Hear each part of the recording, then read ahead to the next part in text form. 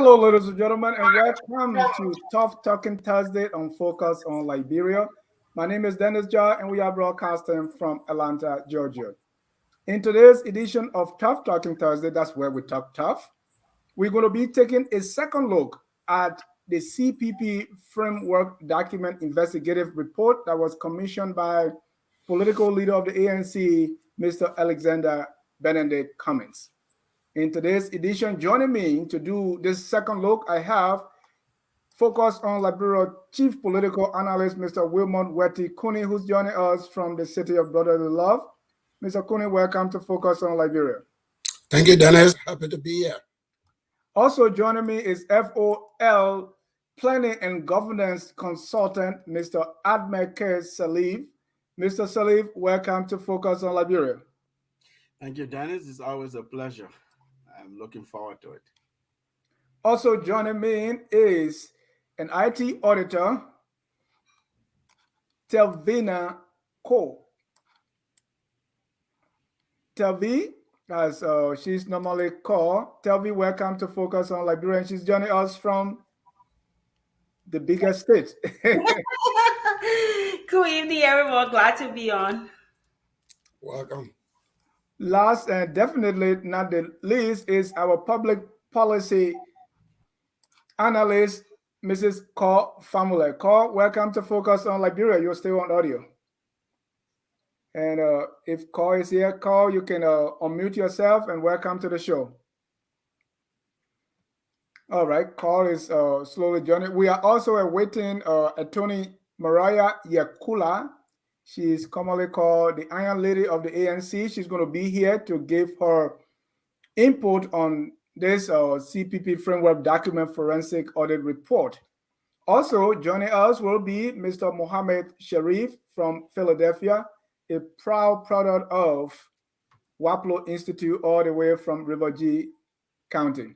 All right, again, welcome. We'll be waiting for the others to join us very soon. And that is Mr. Sherif, Call, and the lioness of the ANC, as they call her, Mariah Yakula. Right. So welcome to the show. Mr. Kunney was not here the last time we took a look. So what I want to start with is, I know since the last time we had a show, a lot of information has gone out there. Some have not really exhausted reading the documents, and there's a lot out there now.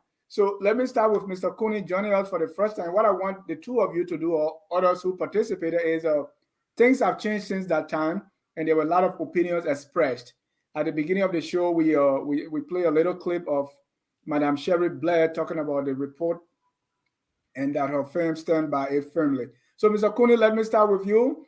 You're looking at the report. This is your first time talking about it, and that's not the same question for those that were here before. Let me get your opinion. There's a lot out there now. There has been counterclaims and counterclaims about this report. What is your reaction to this report, and especially where we are now and the pushback that is coming from people who stand by the report and those who oppose the report? What is your own take on the report, quickly? Well, firstly, my take on it is that the report is nothing but what I would call intelligentsia intimidation. You know what the intelligentsia does? They like to intimidate the Liberian people. They like to get in partnership with their foreign friends. Whenever they are failing, when they're not serving our people right, they need foreign validation as to why they are failing, or as to why they are pursuing policies that are against the Liberian people. The issue with Mr. Cummings and the CPP is an entirely domestic issue. I don't know really what is derived from bringing a company or an international law firm to come to investigate or to express any opinion on what is obtaining in a CPP. I wouldn't have had much problem with what they did. Had it not been for the fact that Instead of even coming to investigate what transpired in the CPP, you got this company now trying to cast aspersion on the Liberian judiciary, trying to detect it to the people of Liberia as to what case to prosecute and what case not to prosecute. If you read languages like, the case is a weak case, a shooting, a state prosecutor should not even take up the case. This is the intimidation that our people have been subjected to over the period. The intelligentsia with their foreign connections and whatever connection, they think they can intimidate the Liberian people to silence. So you can come. I did a little read up on this company. They are an investment treaty arbitration company. They do arbitration, they do business, human rights, they do mediation. I didn't see anything like forgery investigation. There's nothing there about forgery investigation. We're talking about a dispute here that is linked to a fraudulent conduct by an individual. Then you bring somebody that people who say they can do arbitration and other things to investigate a forgery. In spite of the fact that we have institutions in Liberia that investigate those kind of things. I remember Thank you, Mr. Kunney. That's just because you are not here. So, so I want you to start with that. But I want to go back because we did this before. So it's like piece of it is issues arising. So let me start with each of you. Anytime we call people to speak on a particular topic or a particular subject matter, we at FOL, we have our regular panelists who we trust can do the job. So I want to go around the room so that you can, by way of some form of introduction, tell me what you bring. Why is it that you are here, and what the professional background that you bring, so that maybe our viewers will know. When I was learning how to write in community college, they say establish credibility. Tell us why we should listen to you, right? So, and Mr. Kunney, because you just landed, let me start with you. When it comes to looking at this report and telling us whether they did right or they did wrong, what expertise do you bring to the discussion? Well, the expertise I bring to this discussion is that I am a lifelong law enforcement professional. In fact, that's my only profession. That's the profession that I've done. That's my first profession, and that's the only profession. I have experience in investigation of all types, homicide, auto theft, political crime, economic crime, all kinds of things, forgery investigation. I've supervised investigation, I've headed teams that have conducted those kind of investigation.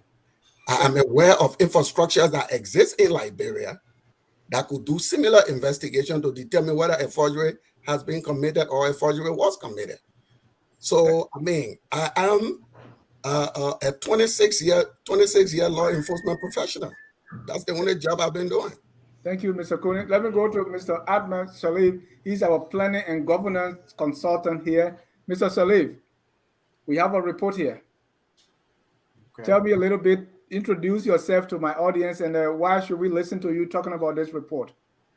Well, if it's about a report in particular, maybe expertise or experience that's relevant to that, I would say that I have a background in legal studies. So I studied law. Initially, I have a master's in public international law. My undergraduate was in legal studies. And I also earned a Master of Public Affairs from the University of Minnesota. I went to University of Hamlin in St. Paul. You can check it out. My records are very open. And I earned a master's in my MA Public International Law at the United Nations mandated University for Peace. It's in San Jose, Costa Rica. And I'm currently working my way through my dissertation doctoral program at the University of Minnesota. Look, in addition to that, in terms of political matters, I'm a trained political consultant. I help people get elected, people who want to run for office. I've advised candidates in Liberia, Ghana, Nigeria, and here in the US. I trained, I was first trained by, it's called Camp Wellstone. They go around the country and around the world, train people who want to promote liberal democracy. In terms of professional work, I've worked in senior positions where I've hired people to write reports. I've reviewed reports. I've written reports myself. Currently, I do international development consulting for people who want contract from the U.S. government, other international development bodies. So Thank you, Mr. Sirleaf. that's what I do. You want to cut him off? Yeah, you actually. I know, but I wanted for our audience to get, because there are questions coming out definitely. You don't ask that kind of question, Dennis, because then That's right. That's right. So there you I was enjoying you. Let me go to call, and then Mohamed and Telvi. So, what do I know about audits? Are you asking about my background? I think I've stated that here many times. I'm a public policy. The only thing I'm really an expert in is public policy. And as far as academic and professionally, I'm a public policy professional. But I also am a lifelong activist. I have been a political activist since I was a natural child. So when they say youth activism, I started my activism in middle school. In Minnesota, they call it junior high school. So I was basically in 7th grade when I became a political activist and started reading some really powerful books for a 12, 13-year-old child. So as far as politics and understanding African centered thoughts and perspective on issues, this has been the life that I have lived and understood and have been mentored through. I was the first female vice president of the University of Minnesota Africana Student Culture Center. Before that became the Black Student Union, and then I think they also have an African Student Union, but it used to be Africana Student Culture Center when I was young. And I was vice president of that institution when I was 19 years old. And I served with the now Attorney General for the state of Minnesota, Keith Ellison, when he was in law school. So I have had quite a bit of mentorship, and I've interacted with some very powerful people. The late Senator Paul Wellstone was a mentor of mine. Mahmoud Al-Kati is a professor, just retired professor of history at McAllister College, is a mentor of mine, taught African world history. I have been mentored by some of the giants, the great thinkers of African philosophy. The late Kwame Ture, formerly Stokely Carmichael, was a personal mentor and a father figure to me. And I have a very broad and in-depth perspective on African philosophical thought and worldview. So my perspectives are always very different from the average person who hasn't been, mentored and schooled in the manner that I have. So go ahead. Yeah, thank you. I know, and that's why we are fortunate to have all of you here at Focus. Yeah, the reason I bring that up, Dennis, is because people always want to know, like, why is this girl so radical? I'm not radical, right? I just see the world through the eyes of an African person. If that's radical, then that's what it is.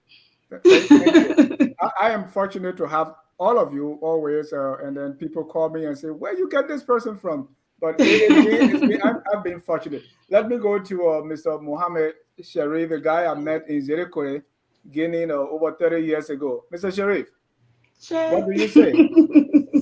Listen, so Dennis, I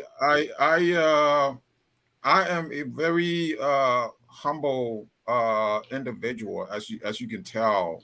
But behind that humility, I have the bona fides to dissect all kinds of issues as they relate to politics and history, and all of that. I grew up in a place that went to school that we've talked about extensively, In Kalibo, it's a very small town, a very small a village, if you will.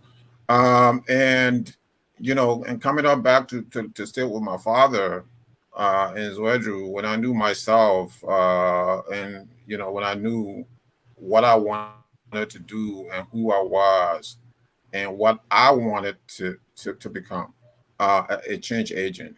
And so in the seventh grade, sixth, seventh grade, I joined different clubs, the journalism club, the writers club, the debate team. I was the captain of the debate team. I was the captain of the quizzing team. I'm sorry, not the debate, the quizzing team.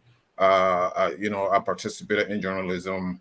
Went to the University of Liberia, and I studied here as well. Went to university here in the United States. But you're asking specifically about what I bring to this analysis professionally.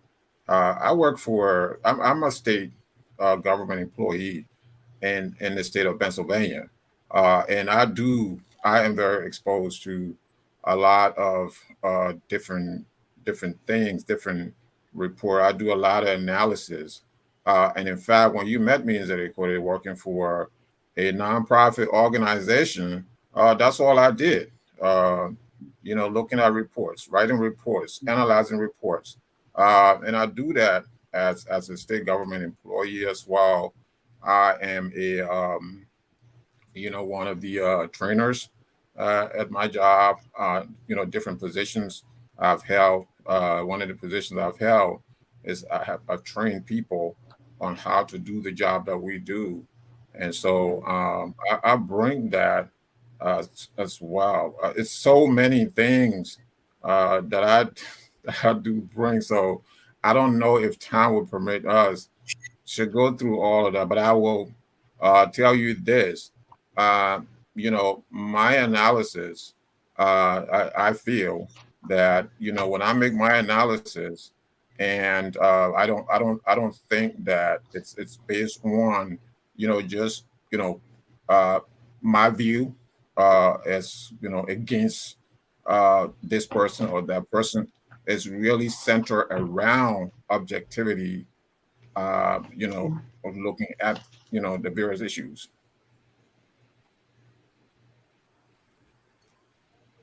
Thank you, Mr. Sherif. You mentioned when we met in Zedekode, Guinea. He was working with Ahmed, looking at these reports, and then I was sharing the intellectual discourse of our club UNESCO. So we organized programs. We submit a budget to Ahmed because they were charged with funding those kind of programs. So through that, we conducted symposia or intellectual discourses, and we're talking about some 30 years ago.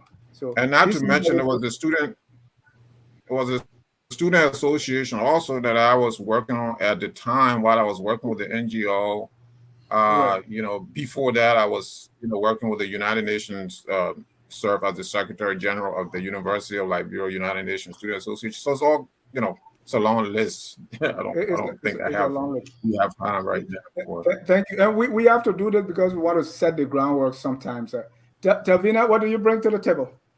Oh, Lord. And actually, I contacted Telvina because she's an auditor, what I would say, the regular auditor, the IT auditor. So I invited her as a subject matter expert. Not that we don't have others here, but the rest are my regular panelists. So we wanted to bring some outside experience.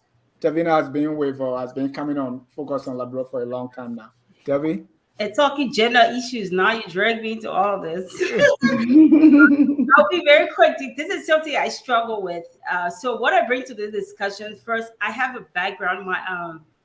My master's is in forensic studies with emphasis on investigations. I have over 10 years of experience doing auditing. Little bit of investigation, but primarily auditing, different kinds of audit, compliance, medical claims, I mean, all government related, performance, you just name it all. Now I'm doing solely information technology audits and cybersecurity audits, and I love it. I carry relevant to this discussion. I carry some certifications such as the Certified Information System Auditor certification. I'm also a certified project manager. I'm a certified fraud examiner. What else? Security Plus. But I'll stop there. I think that's just the one. Yeah, No, continue. I get the drift. So, Enough. and I have, before I bring in Mr. Emrick Nicole on the phone, we have he's not in, he was invited again. We're still waiting for the lioness of the ANC, Attorney Mariah Yakula, to come in. So what I want to do here is let's go, because a lot of change since we last came here, and some of the things you said from the last program, I don't know if any one of you would change or will kind of stay on course or what you're going to do. But here are some of the things that I've heard, that I've spoken to a lot of people. You talk about the disclaimer the last time. People come out and say, well, you're talking about a disclaimer. They are disclaimer all the time. And in fact, this same company has written disclaimer, the exact same disclaimer on other reports. So the disclaimer they've written on the Cummings report is not different from the disclaimer they wrote on other reports that they did for Botswana and other places. Another thing is the language used. The last time you were here, you had a problem with the language. Say, hey, this language is look like, they are reinforcing. Those are like talking points of ANC. Well, it came out to say, and I remember Dr. Francine Chineway, a psychologist, talked about what they call the referral question. So if language are being used that ANC people used before, it is because they are answering the referral question. So you all will tell me what referral question. And then one of the biggest things that they're saying also is you're talking about the findings. Are you talking about the cosmetic of the reports, or actually Mr. Cummings did tamper with it? So if what they are finding is false stated, do not go nibbling at the edges. So that's something you can respond to. And also what I learned and the feedback I got is the institution you're talking about is a reputable institution, international standard, and this is what they do. And they've been doing it for a long, long time. So let me start with you, Mr. Ahmed Sirleaf. From the last time to now, you have gotten more information.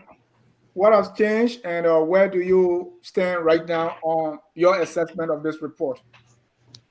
Oh, Dennis, nothing has changed for me significantly. If you go back and look at my comments, my observations, I think the only thing that has changed, I've read the report more thoroughly, more closely, and I've examined these firms that did the work.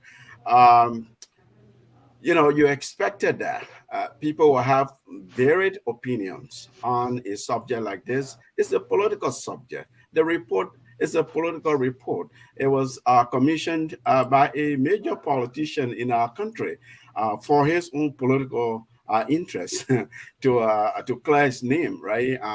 At least in terms of PR, public relations, in terms of his international image, because it absolutely, as I said last time, has no relevance on the Liberia judicial system, Liberian criminal courts. It has no relevance unless perhaps somebody wants to invite someone as a witness or to question about something they discuss in the report. That's the only way. That's the only thing I see. You're right. I mean, I've received many calls, or more calls over that one show than I ever received from any media appearance that I did. People called my relatives. People, queried me and questioned objectivities and so on.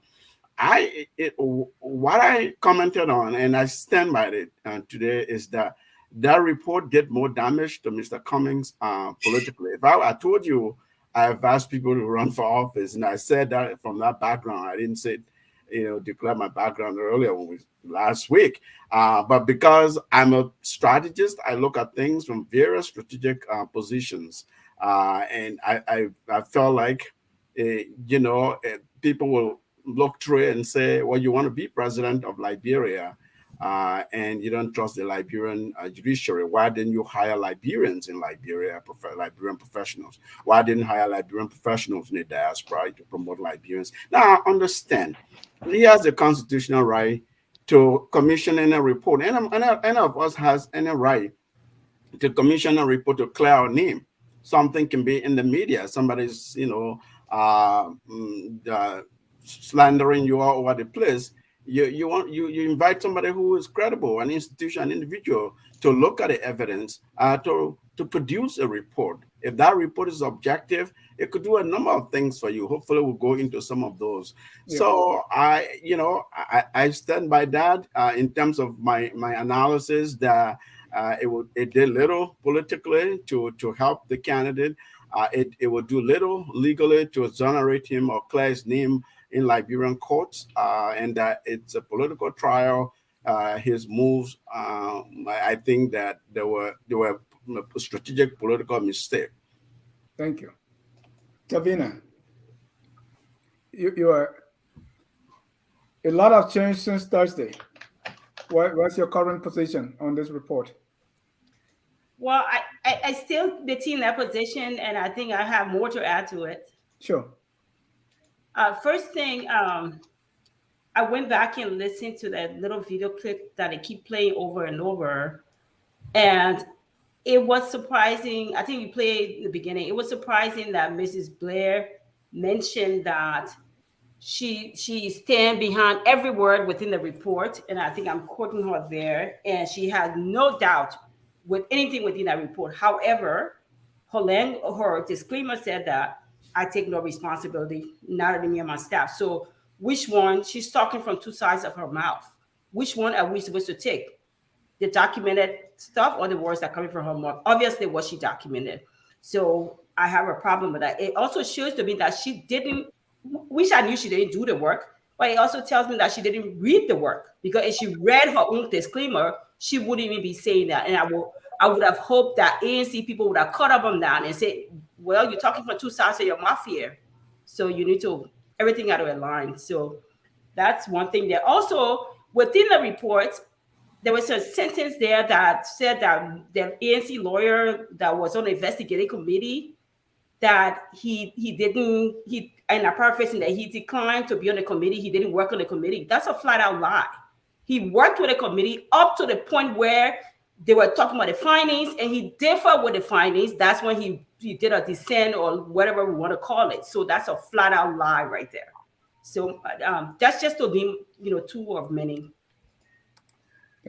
Thank you. Let's go to call. So as I've maintained, I think that it is wise and well advised to seek whatever means to exonerate yourself when you're being politically witch hunted or attacked for political reasons. So I think this, investigation or whatever means is necessary to clear your name is what should be done. The only issue, and not the only issue, the big issue that I have is the choice of who was employed to do so, and what that says about the understanding of, this politician. What is your political context for hiring a feminist eugenicist to do work? And if you don't know what a feminist eugenicist is, look it up. So this is okay. So it essentially, she comes from a long line of European women, especially British women, who use feminism to push the agenda of white racial supremacy. These are women who pose as philanthropists, and they talk about things like, they work on things like birth control in African countries, while simultaneously uplifting the right of European women to have children. She's Catholic, she has 4 children like I do, but she doesn't think African women have the right to have a lot of children because they're genetically inferior. So she belongs to an ideology and a mindset that is really anti-African. And while she may be a competent lawyer, when you are a politician and you're running for president, you should align yourself with people who have worldviews that are not, anti-African.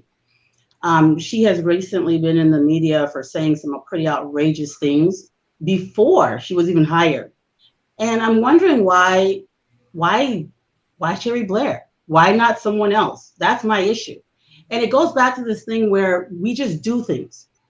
As long as the person is European, the person's credible. As long as the person's white, the person's credible.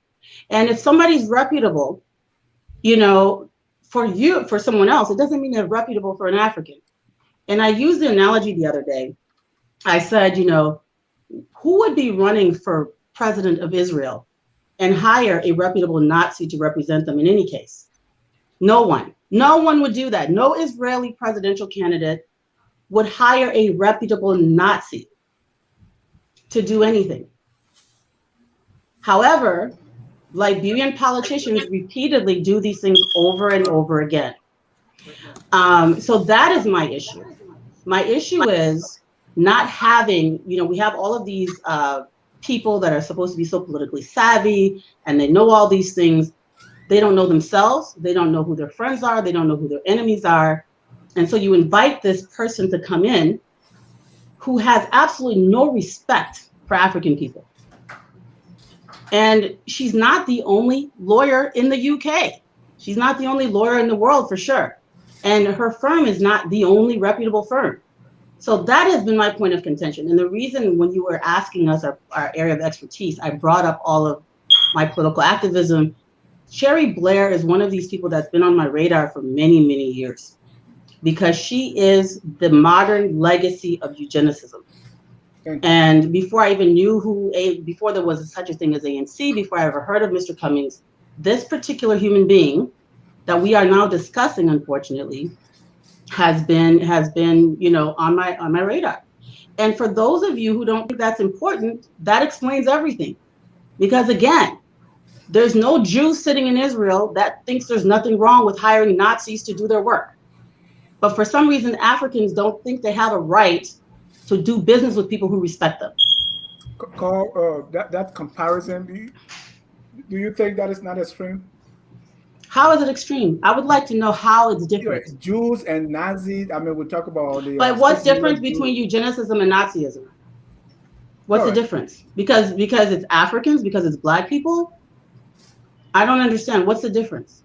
Let's leave it at that. Let me go. Is that what we deserve? Do we deserve to be? I mean, if you believe in your own inferiority, then it makes sense. If you don't think that you're an inferior species of human, then you should be outraged.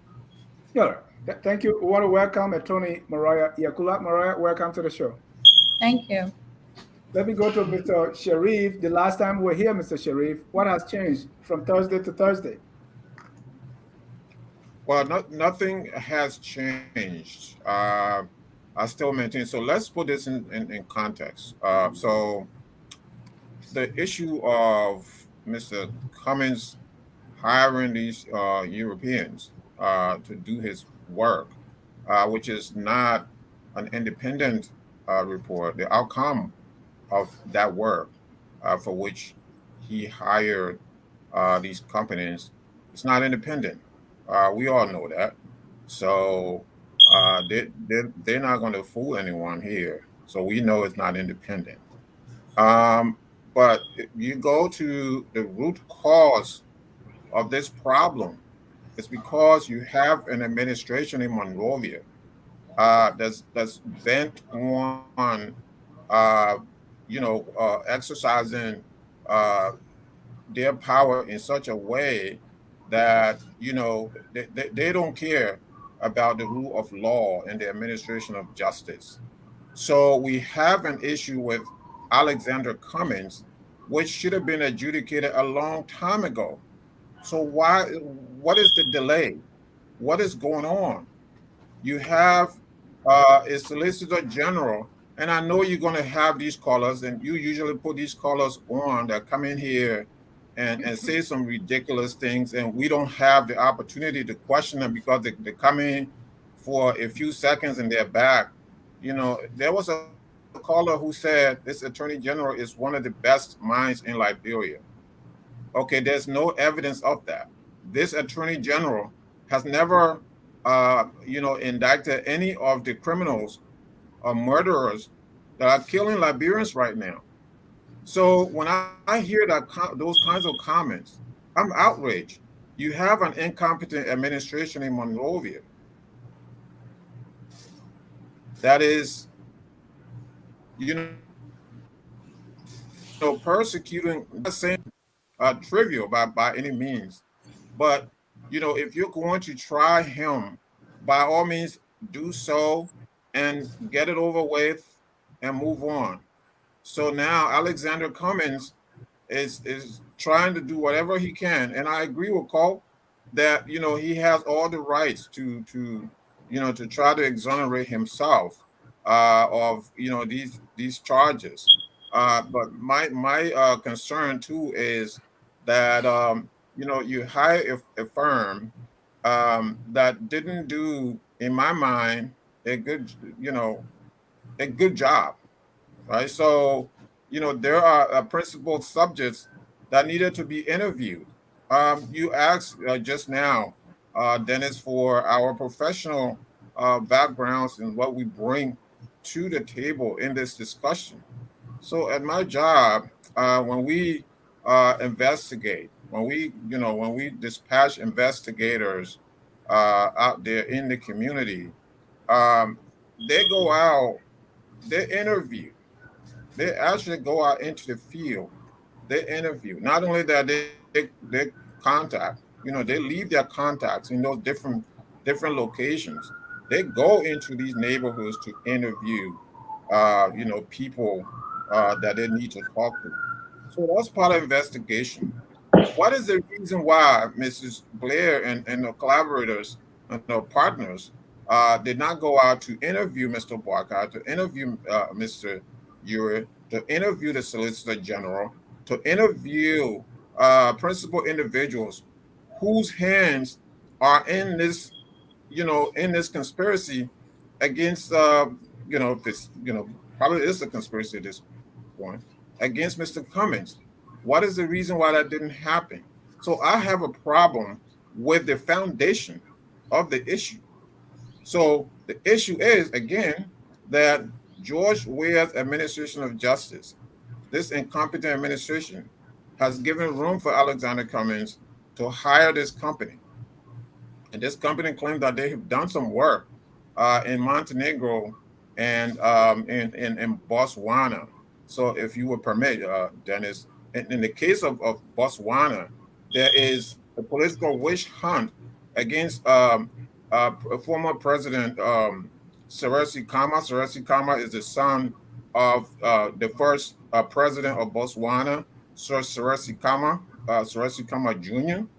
Was president some 2-3 years ago, and his handpicked successor now is going after him with a vengeance. So Khama, Ian Khama is his name. Former President Khama went out and hired the same company, and in 2020, in August of 2020, they put out a report condemning not only condemning the Angolan, not the Angolan government, the Botswanan government, but they said that the government's charges against the former president and a South African businesswoman was not credible. A year later, a court in Botswana dismissed the charges against former President Khama. So I guess in that case, they can claim some victory. But they don't have an extensive record, and so I don't know what Mr. Cummings, what are the metrics, what is his rationale for hiring this company. But when it comes to his case, I don't think they did a good job. They did not. Thank you. And let's be as brief as possible. Let me bring in someone. Mr. Emrick Benson Nicole is on the phone. Emrick, you have 3 minutes to make your point on this subject matter. I know, Emrick, are you there? Yeah, Emrick is on. Okay, Emrick, I give you. How you all doing? Good. I give you 3 minutes to make your point. I know behind the scene we have talked extensively on this, and you wanted this opportunity. You were invited, right, but because you are not home, so we just want to give you a few minutes to express what your take on the case. Less than 3 minutes. It's simple. I listened to all of them. This is the question. Or these are the questions. the evidence submitted, okay, to Sherif Blairs? Are we questioning the evidence? Let us look at the content. Are we talking about the content? Are we talking about Sherif Blairs because we think she's a racist? So what's the issue right now? We can't be all over the place with this. Simple as that. In every audit, you have to look at the scope. What was the scope of Sherif Blairs' audit or the investigative report? I see, how do you call it, Mr. Cummings? What's his name? Mr. Kunney? He's into, Cummings, so he's into security, into everything. But he did not lay out anything to say of the evidence, the way the evidence was collected. I have a problem with the evidence. He's not saying anything. We're not looking at the content of the report. We're not talking about it. Somebody saying she's a racist, but she's still carrying on a lot of work in Africa. Okay? She still carries on a lot of work in Africa. So what are we saying? All of the places that she's still functioning in Africa, wrong, because she's a racist. We know there were issues, there have been issues with Cherry. We know it. It's a fact. It's all well published. Everyone, there's no one in this world who never erred. Okay? So being a racist is an error? I'm looking at the evidence, okay, of Dennis.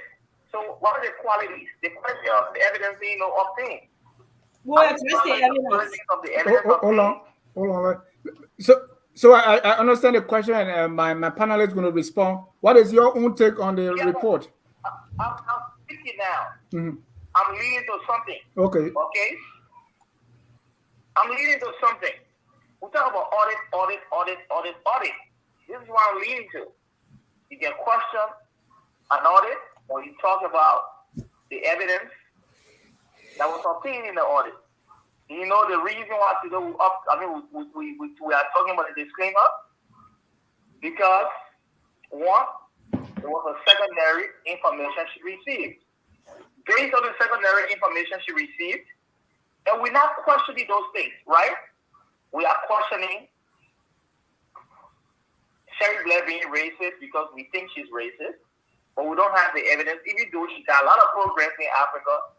But we sit and say, oh, she's racist. But then, if she's racist, why is she in other African countries?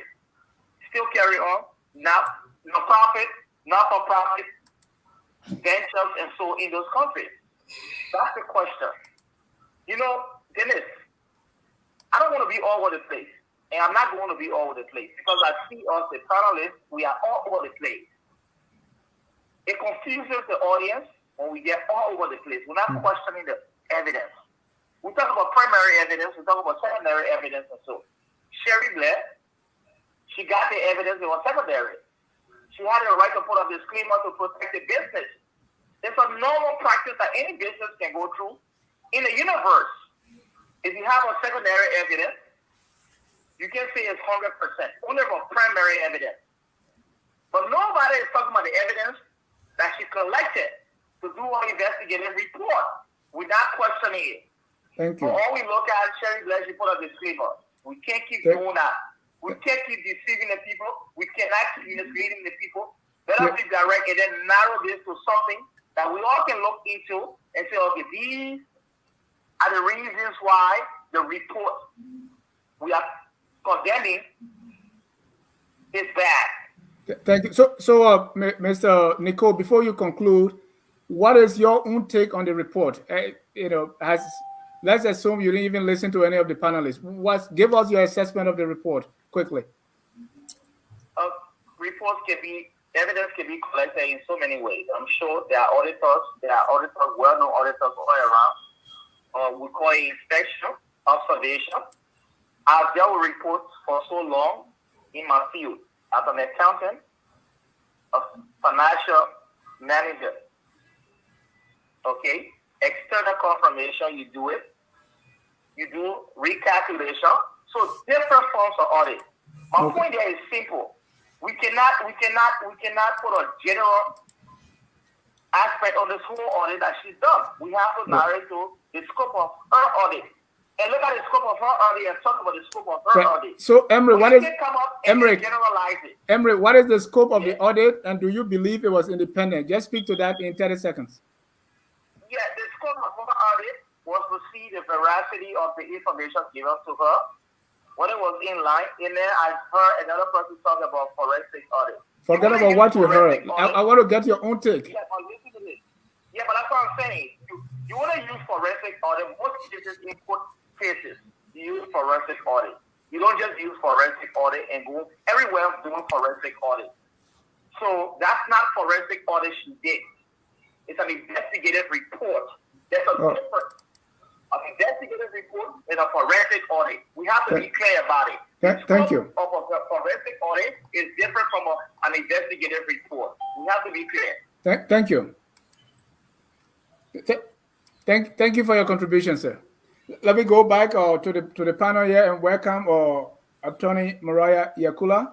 Attorney, you've heard the various panelists, their take on the report. I want to, as my man would say, what says you? What is your own take on the assessment, and what's your response to maybe you heard a few of your fellow panelists, what they said? First, I just want to say my apologies for coming on late. I had a meeting that ran quite late, so out of respect for the other panelists and for you, Dennis, as the host, I want to offer my apologies for being late on the show. I did try to follow while I was in my meeting, so I may not have gotten a good understanding of what the other panelists have said. However, since I've came on, I've been following, and to say I'm disappointed is an understatement, because I thought this was about discussing the content of the report, but apparently it's about peripheral issues around the character of those who did the report, the issue of not interviewing other parties when in fact this was a documentary process and not a process of interviewing witnesses. It wasn't a court of law. It was strictly investigation into the documents. When it comes to alterations of documents, you look at the paper trail, you look at the communications, you look at the documents. There's absolutely no need of interviewing individuals. As to the issue of Madame Blairs being a racist, I'm not sure how that affects the content, the integrity of a report. And I would really love to have a conversation around the content of the report rather than these peripheral issues that are being raised to distract from the issue of whether or not the report did address the question of alterations on the framework document. And that's what the Liberian people deserve to have discussed. Did the report address the issue? Did it not address the issue? Or are we here to talk about peripheral issues? So I'm still waiting for the conversation, and I'm hoping that when that conversation starts, then we can get into it. Why do you say those issues that you named, the character, the integrity, and all the things that you have named are peripheral? Because it does not affect the content of the report. It does not affect the integrity of the investigation. It does not affect the outcome of the investigative report. And let's not forget that this wasn't just Omnia who investigated the document. There are two companies. There's also Alaco. Alaco is a renowned forensic investigation company as well. And there are two firms that were hired to do this report. So it's not just Omnia, which is owned by Sherif Blairs. And there's discussions around Sherif Blairs being a racist or around them not interviewing. Those are the only two issues I've seen being raised so far. And so I think those are peripheral issues. The content of the report is what, from my understanding, you wanted us to discuss. And I think that's what the Liberian people will want to discuss. If anybody can say here that the report was not properly done or did not address the issue of whether there was alterations to the framework or not, then we can have that conversation. But I think it's a very detailed report, 44 pages long. I'm sure every panelist here have read it. I would assume they have. And I think the discussions should be centered around issues coming out of the report. If there are issues to be raised, let's discuss it. If the report did not address those issues, let's discuss it. But I don't think we should spend, I think it's been over an hour on peripheral issues. Mr. Kunney, your response. Well, really, this is a political discussion, and I don't think it should be placed in any specific box. The other night we were here, we had a long discussion on patriotism, of patriotism and nationalism and all of these things that define us as Liberians. And there was the cry by all of us that one national defect we have is that we don't appreciate anything Liberian.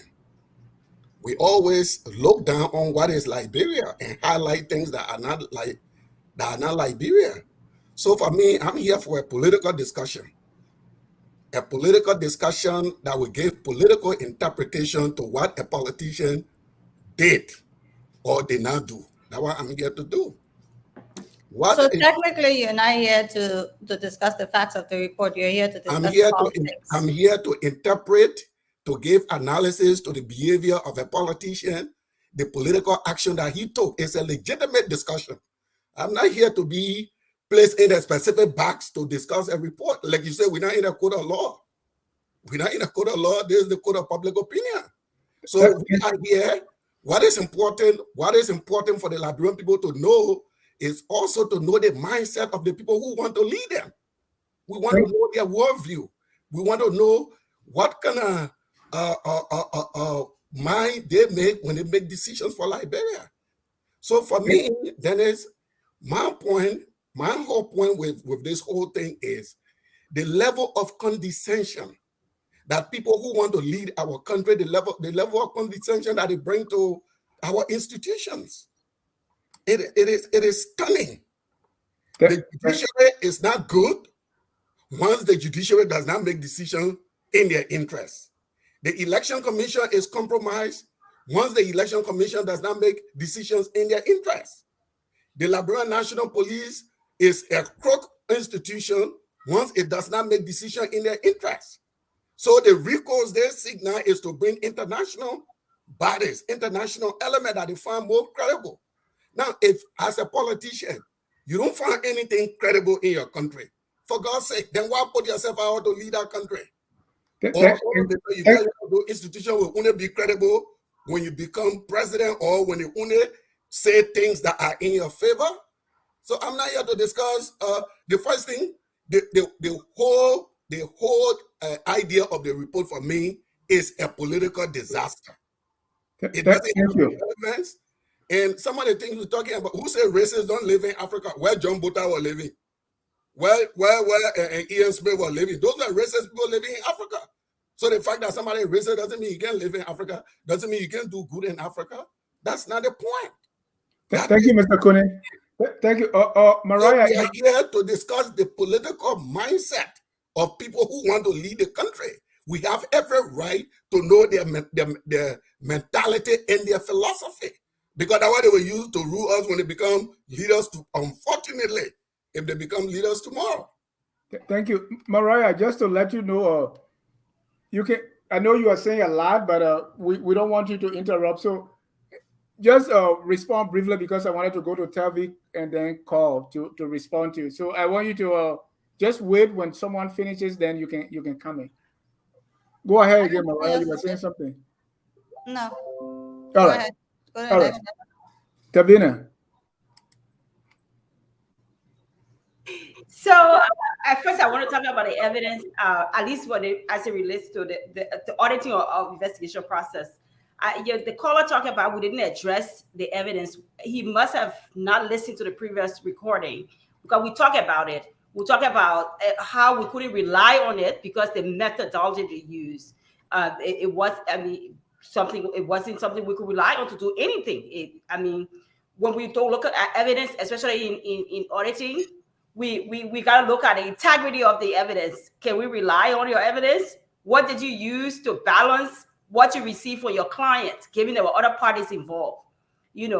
So I'm not going to spend some time, a lot of time on it. The story was one-sided, the evidence collection was one-sided. I hear people saying, oh, you don't have to do interview. The scope of the work is you're investigating alleged fraud. And you take documents from only your client, from the newspaper, from people you deem credible. Who are those people?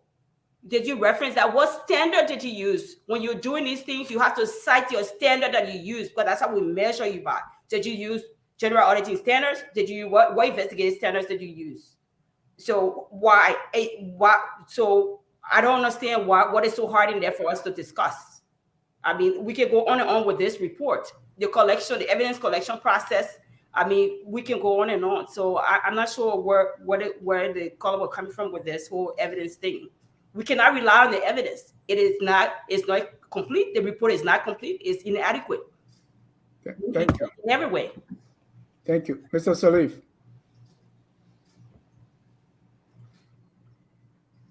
Looks like I'm muted.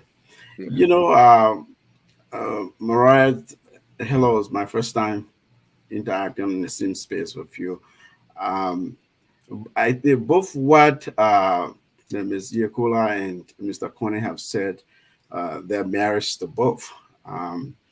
You're right. We should discuss the substance of the report. And last time we did talk about, we wanted to understand the scope. If the scope was just a documentary review, come and look at the evidence based on, you know, these documents and that are subject of a subject of conflict, or yes, then and don't look at, you know, because even our understanding is some of the evidence that is cited, there are different opinions about it. There's context about validity and so on. And you know, Mr. Cummings is a politician. We agree. That's why we're here. Okay, we can look at report content and say, well, did this firm do a good job or not? These two firms, are they credible or not? In order to discuss that work, we have to talk about their credibility. We have to see if they've done similar work in other places. Why they are political, our prominent Liberian politician who wants to be president hire this firm. We have to question that. We have to scrutinize the firm, like Mr. Kunney said. We have to question the decision-making processes, the leadership practices. We have to question decisions that they're making, because then it gives us a good sense of what kind of leader they become. It's Mr. Cummings who says all the time that the only way you can determine someone's future performance is to look at past performance, right? And that we cannot keep doing the same thing for how many years and expect different results. In Liberia, this is what we've done many years. You know, we've appreciated and valued foreign things and foreign people over our own people. So then I will question, what sort of leadership is Mr. Cummings bring? Yes, it is his right. His credibility is questioned. He wants to exonerate himself. If he's not receiving the justice, he thinks that this Solicitor General, this prosecutor, is bent on making this case a more political travesty, or sort of more of a political trial than a criminal trial. Yes, then if I were in that position, I would want just to say, listen, even for PR purposes or for different audiences, say, listen, I didn't do this. This is not me. And I'm going to invite somebody else who has expertise to, in an independent manner, look at the evidence, look at everything that is subject to this court trial here. And so that person can say, maybe there was some incompetent practices that it's ruining my reputation. So I hire someone who knows the job. Our understanding is, this was the forensic review of that evidence, of this process. Okay, so if it's a forensic review, I read the report, page to cover to cover. The first show I didn't. I just looked at the findings. I looked at the sort of the summary and the forward. But today, for this very show, I can pretty much cite for you word for word sections of that report and the method they use and how they went about. The report is not, I'm not impressed. I have to say that. And I can cite in certain instances and contents in the report itself why I'm not impressed. So I just want to say that, you know, your support, Mr. Cummings, it's okay for you to direct our attention to a particular aspect of the argument, but I don't think that it's dismissive that when we question a politician's decision-making processes, and that is an illegitimate argument. In my view, it just is not, because he's presenting himself to be president of our country. And we follow his rhetoric, and some of his rhetorics, what we see now are contrary to what we've heard him say in the past. At least that's the position that I take. Thank you. Dennis, may I come in here? Yeah, sure, come in. The reason I initially said I was done talking was because I wasn't aware I was muted this whole time, and I've gotten calls and messages that I have been muted. And I think out of respect for your panelists, if you're muting someone, you should let him know. When we're having a political discussion, it is quite normal to object to what someone is saying in the moment that they're objecting to it, that in the moment that they're saying it. And if you think that's a distraction or that disturbs your show and you don't want that to happen, you let your panelists know or you inform them that they're being muted. But I don't think it's proper to have someone muted while they think that their points are getting through, and you only allow one person to get their points through when in fact what they're saying is something that someone else is objecting to. So let me address Mr. Kunney's statements that I thought I was addressing. Again, if we want to discuss the political decision-making of our politicians, let's discuss the political decision-making of our politicians. Let's discuss the political decisions of George Weah. Let's discuss the decision-making of Joseph Boyka. Let's discuss the decision-making of every politician. That's not what I was asked to come on the show to discuss. This topic, as it's being said here, is taking another look at the CPP framework document forensic audit reports, not taking a look at Cummings decision-making, not taking a look at the character of the investigators, it's taking a look at the document. And so if Mr. Kunney wants us to discuss the decision-making of politicians, then let's discuss the decision-making of every politician, including who he supports, Josh Weah. And we can all sit on this panel as, I guess, experts, analysts, discussion, or whatever it is. We all have our political leanings. No one person on the show does not have a political leaning. And so if part of our analysis is to push our political leaning, it's also the right of other panelists to object to those things when they feel like it's not in the right direction. And no, I'm sorry, I wasn't alerted in any chat room section. And Sonia, I just saw your message. So I just wanted to make that clear. And I've gotten calls for people to say, I should get off the show because I was muted when I didn't know I was muted and I wasn't informed that I was being muted, which a lot of other panels, a lot of other shows do. If two panelists are going back and forth, they're informed that one person is going to get muted to keep the discussion going. And I think that should have been done. And if, you know, this is how you guys operate on FOL, that's something that we need to understand so that we know how to proceed going forward or whether or not I want to be a part of that. But in the future, I will expect that I will be alerted or informed, or any one panelist for that matter would be informed if they're being muted for the other persons to give their input, even if there's an objection to it. So I wanted to make that clear. Thank you. And I have people in the background who muted you. I walked away briefly. So when I came back, you were muted and you were talking while Mr. Kunney was still talking. So that's why I tried to let you know that, hey, you were muted. I thought you could see that. And then in the chat room here, you were alerted that you were muted. But if you didn't see that, my apologies.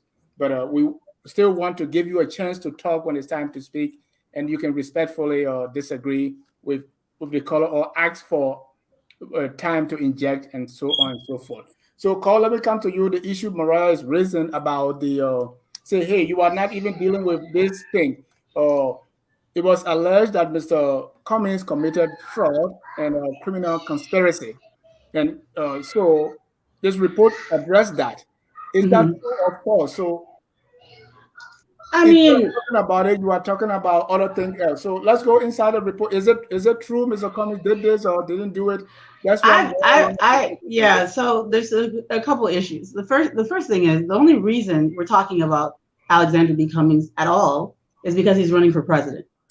And so to try to say that we should only talk about a report that was set up to exonerate him, which he has a right to do. I've always said that this case against him is frivolous and politically motivated.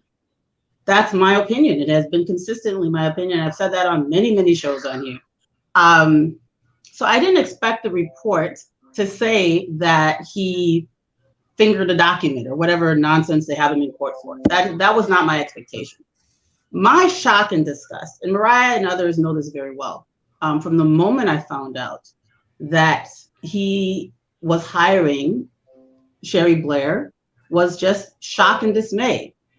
Because sometimes, you know, people associate with people without being fully aware of who they are in the context in which they're associating or hiring people. That to me, on a political level, because he is a presidential candidate, is an issue. It is a big issue for me as an African woman. To see someone who's aspiring to be president in the opposition, which I'm a member of the opposition, stand up and say, it doesn't matter that this woman believes in the depopulation of Africa, that African babies, their lives are not, you know, of the same value as European babies. And we should pump birth control and sterilization methods all over Africa. And we should pump a lot of money into depopulation in the continents.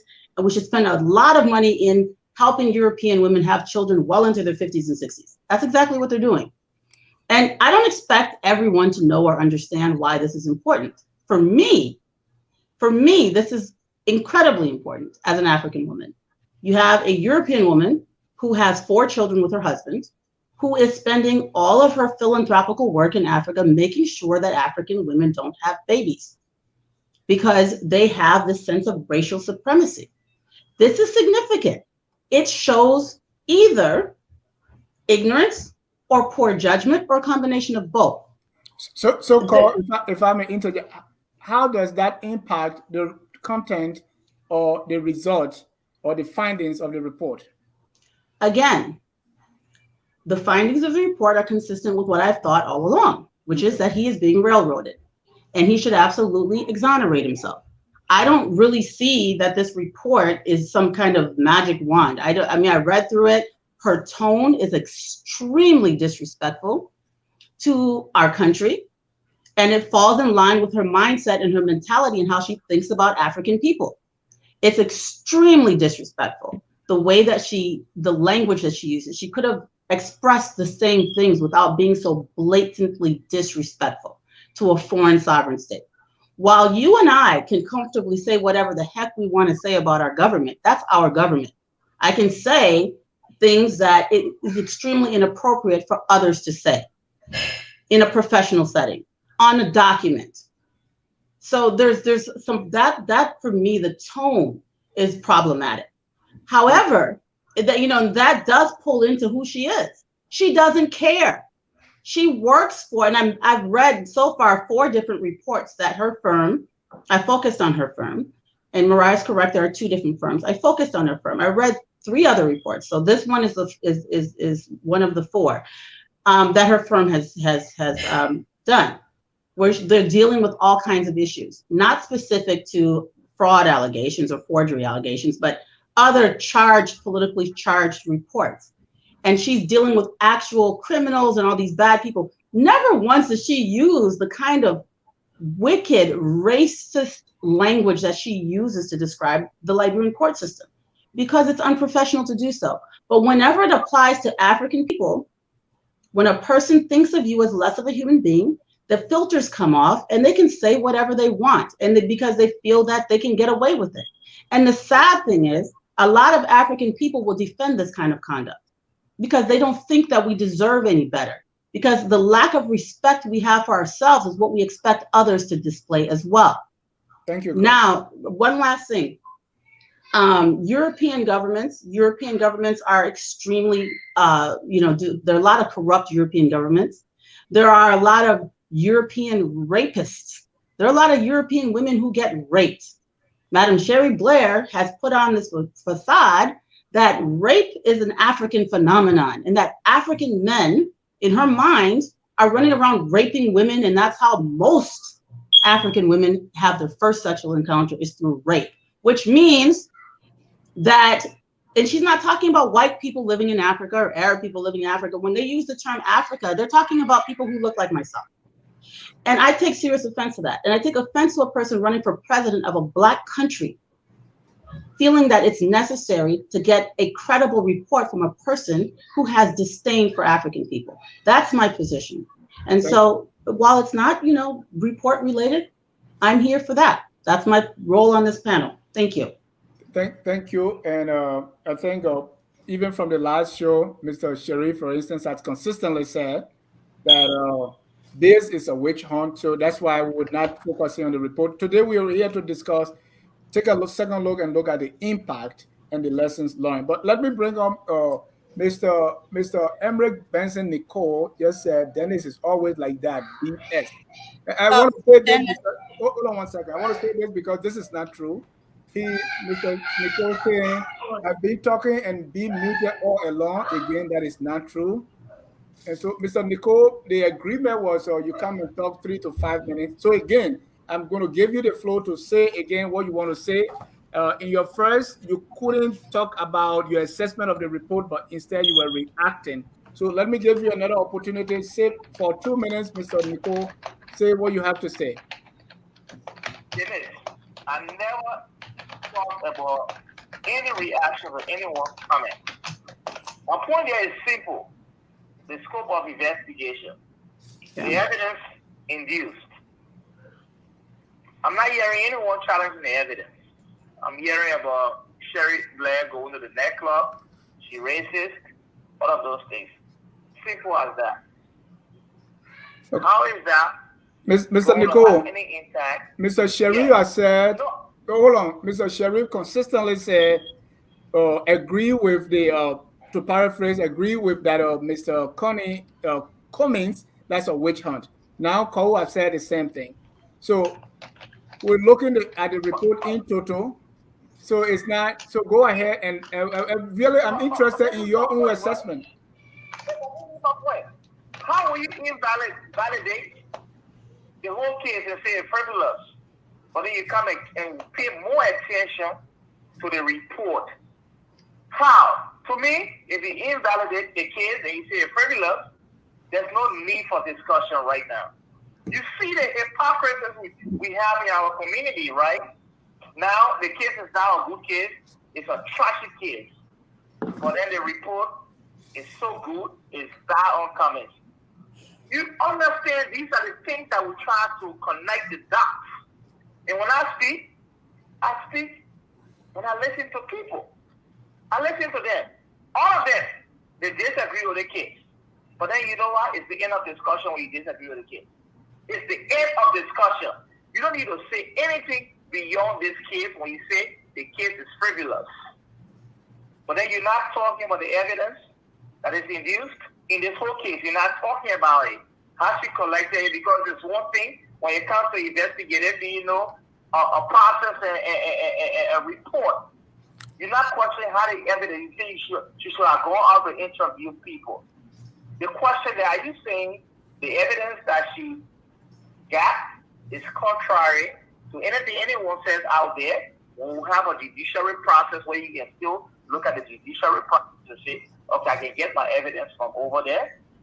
No. That's not what we're saying. So, like Mariah, like what she's saying, it's simple. Let us look at the evidence and question the evidence. Let us look at the source of the evidence and question the source of the evidence. Before we can say, okay, based on our findings, let us look at it and say this report is bogus. But that's not the case. We're talking about her, her case with, black people, and so she never ever looked at her white. She never ever looked at her consultant work, investigative report. Never ever looked at in Europe or America or Europe or anywhere in the white countries and say she had a report that favored them and had a report in Africa. Mr. Nicole, before I leave you, what Sherif Blair said, is it any different from what we have heard from both people in ANC and out of ANC? Sherif Blair, did she come up with anything new? Sherif Blair? Yeah. Yeah, she came out with something new. What is it? She came out with something new. What is it? Something that different something that differs from the court in our country. I'm not talking about the court. People have decried the court all over and over, right? So what did Terry Blairs say? Well, Sherif Blairs said that is different from what Aloysius told Mariah Yakula, Mohamed Sherif, call family. What is it that she said that is different? But this is the question I'll be rhetorical. What has the court presented to you to show that there's evidence that this case is a legitimate case to go against? I am not the court. I am not the court. Can I? You see, this is the problem. This is the problem. We have a judiciary system where Musa Dean, the Minister of Finance, Justice, and we have Serena Seaford, the Solicitor General. Okay, when you see the email or the message, the letter to Serena Seaford, saying after the case had gone so long, right? The saying, present the evidence that you used. Okay, present the evidence. We've seen it, but we don't talk about it. All right. That's an error right there. That's an error. Dennis, we need to be clear about it to the audience. You have a case that has gone more than 4 months. That's not what we're discussing, Emrick. Let me bring you. No. But Dennis, we need to clarify it. No, it's not the discussion. The discussion is not about Musa Dean or that. When you ask a question that brought me into the judiciary system, questioning the judiciary system of our country. So we see the problem we have. The problem we have with our judiciary system, it is compromised, it's not credible, and we will say it as it is. So that's the reason why, since Mr. Cummings does not have confidence in the judiciary system, he wanted an independent. Thank you. So they're saying it's wrong for you to go to Sherif Blairs, but whatever they're saying. Thank you. Are they giving alternative to Mr. Cummings? No. Let me ask a question. Are they showing Emrick, just hold on. You can come back. Just hold on. You can come back. Okay. Dennis, right. May I come in? Yeah, and after you, Mohamed will come in. Thank you. So I wanted to first let me just figure out the question you asked Emrick about what was new. I think one of the things the report found out or noted that had not been in the public space was the issue of the July 1 Zoom video meeting that was held with all of the parties, where they all confirmed the changes made by the lawyers, where the ALP also suggested additional changes to be made, including the removal of 4 from the 4 collaborating political parties, and where they provided updates on their resolutions, the status of the resolutions on July 1, 2020. And the document was filed about a week after, and that discussion around the framework document was strictly around the document that the lawyers had amended, and all of the parties admitted to that. And I think that was something that the report revealed that was not in the public space, because the investigators also was able to watch the meeting, which was recorded on Zoom, and even in their list of documents that they mentioned the Zoom meeting. And by the way, that video will be released to the public soon. So that was a very important part. And part of the reason they noted that was because the ALP chairman, Momo, who had filed the case, was also on that call. And in fact, he was the one who suggested additional change to the framework document in terms of the removal of the 4 from the 4 collaborating political parties. And that's something that the public did not know. So I think it's important to note that. I also wanted to, respond to call statements about, again, decision-making and Sherif Blairs' character. And I hoped we would have focused on the discussions strictly to the document. But from what I understand, all of the panelists, well, I won't say all, Mr. Sherif, Call, and Mr. Sirleaf, I think, I've heard so far, agrees that the case is a bogus case, that the justice system cannot be trusted. So I think, and it's both political. So I think that's why the discussion is now mostly on the content of the report, because there's not much disagreement on what the report has said and has revealed. But I can understand the sentiments around us diverting to the character of one of the firm's owners, Sherry Blair, who seems to be the lead. And I find it interesting that, my sister called and we've had this conversation for weeks, even when this was reported, that they have been hired to do this investigation. And I can understand her sentiments around it. What I don't understand, is when we talk about people being racist, and this is something that it's public information or should be public information. And those listening to the show can do a simple Google search on Sherry Blair's racism, because I think that's the core of the discussion today. And two things Carl mentioned was, one, Sherry Blair's support for depopulation of the African continent, and Sherry Blair's statement about African men being rapists. On the issue of depopulation, anyone can argue that if you support family planning and if you support the issue of access to reproductive health care processes that limits the number of children you have, you're advocating for depopulation. If you support access to condoms, if you support access to other implants, if you support access to whatever birth control methods, that's an argument for depopulation. And so if that's one of the basis of someone being racist because they support access to family planning methods, that's a conversation we can have. On the issue of Sherry Blair's statement about African men being rapists, or as she said, most African women first sexual experience is a rape, she was clearly erroneous about that. And that's a statement that when she made, she was called out for it.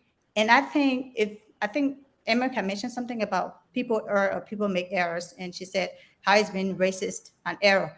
Someone making a statement that most African women's first experience, sexual experience is rape, is an error if the information is a misinformation. Does that make them racist? And I remember there was even a report at some point on Liberia that said 80% of Liberian women had been raped during the war. And there was an outcry about that a couple of years ago. So these misinformation come out. Do they speak to the racist nature or character of a person? Does this affect the professional work that they do? And I'm laying this out because people on this show are listening and they're hearing, oh, Sherry Blair's racist, and it speaks to Cummings' ability to make decisions on who he hires for a job. And there's Google it. Find information about Sherry being racist, whether there is information about it, and there isn't much. But let me land though. Yeah, what I also find interesting is my sister Call also supports the governor of Georgia, who is also known to be okay. She says she doesn't, but the governor of Georgia is also Brian Kemp. Is a Republican that's been known to, I won't openly in public call him racist, but to support policies that are seem to be, for example, anti-Black. So on the issue of race in schools, he's put safeguards in place for race to not be taught in Georgia schools. On the issue of the Black voting law in Georgia, he's been against that. So. No, I know you want to interrupt. So I want to ask you a question so that we can refocus on. No, but we're having a discussion now. So right. I mean, the time. I want to observe time. We have many panelists here. Right. If we're having a discussion about people's character, and we're having a discussion about people we work for, or people we hire to do work for us, or people we support, and making that the basis of saying, "Oh, you hired this person, so this makes you a person," especially where there's no mountain of evidence anywhere. I got that.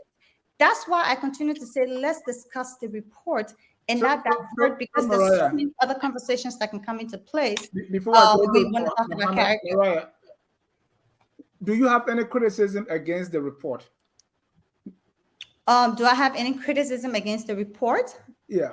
They I talk would about the disclaimer, they talk about the language, they talk about the content, they talk about the integrity, they talk which is about also that this is not their core competency. This is a law firm and then a business intelligence, so all that. Do you have any criticism, anything so. about the report that you can criticize? So on the issue of the language, again, Carl used that as the basis of Sherif being No, disrespectful. I want you to tell me if Well, no, you have any let me criticism. speak to that Hold now. on. No, I don't want you to go to Carl again. I'm saying, do you have any criticism, or as much as exonerate Mr. Cummings, you are fine So, with it? okay, now you want me to respond to what the panelists said. Okay, I agree. I mean, But let me just speak. I'm looking at the No, time. because I just want to read let me just say, I do not have any major criticism of the report. What I think the report could have been less. I think the 44 page is way too long. Not a lot of librarians read a lot. I get that it did the 2-page summary, but a lot of librarians will not sit to read 44-page document. I mean, we don't have a reading culture, so it gets lost. Most of what is being revealed gets lost in translation because people will not read it. And I see Anthony had mentioned something about page numbers, so I would agree with that as well. Maybe they should have put page numbers on the report, but I don't have any major criticism of the report in that regards. But I think they could have been more compressed. But I think there was so much that they wanted to put out that but I do want to talk about the language, because Carl mentioned that, and I know you said I shouldn't talk about what right. I just wanted to hear your criticism. But maybe we should take the language or an example of the language and read it out. And I don't think it's any different from what any of us has said, publicly, and what most librarians and even others have said. Again, we saw the U.S. ambassador did an op-ed on March 15 around what would Joseph Jenkins Roberts say. Somebody could come out and say he was being disrespectful to a sovereign state, but was it not the truth? Are we saying that only Liberians can say the truth about their system that we don't think to be right or working? Thank you. Let me go to Mohamed, then Carl, then Telvi, because we can talk about the impact. And Mr. Kunney now wants to even fall asleep. So Mohamed, again, let us be very brief. 2 minutes should be enough for us to exhaust a point. And by the way, I have like 10 colors lined up already to make their input. Mr. Sherif, let's observe Dennis, no more than 2 minutes going forward. Listen, Dennis, I'm outraged. Okay, I'm outraged that you have the representative of a major political institution telling the entire world that racism is a peripheral issue. I am very outraged as an African man, as the descendants of people who suffered the brutality of European colonialism. I don't need to talk about what King Leopold did in the Congo by killing millions of African people. So tonight, I am outraged that the representative of this major political institution is not on the phone or emailing her political boss to say, you need to issue a statement right now on your association with Mrs. Blair. So tonight, see, I didn't begin my political activism just yesterday. Okay, I have been around, so I know what it takes. So if I were a member of the ANC, I would be on the phone tonight to Mr. Cummings to issue a press release tomorrow morning clarifying his partnership, so to speak, with Sherif Blair, with this very serious allegation that Carl just made. So I'm not going to take this lightly. I was going to say something else, but this whole thing now has just derailed that for far too long, Dennis. We've sat here. I have sat here and supported Mr. and supported Mr. Cummings in certain ways in some of the things I have said.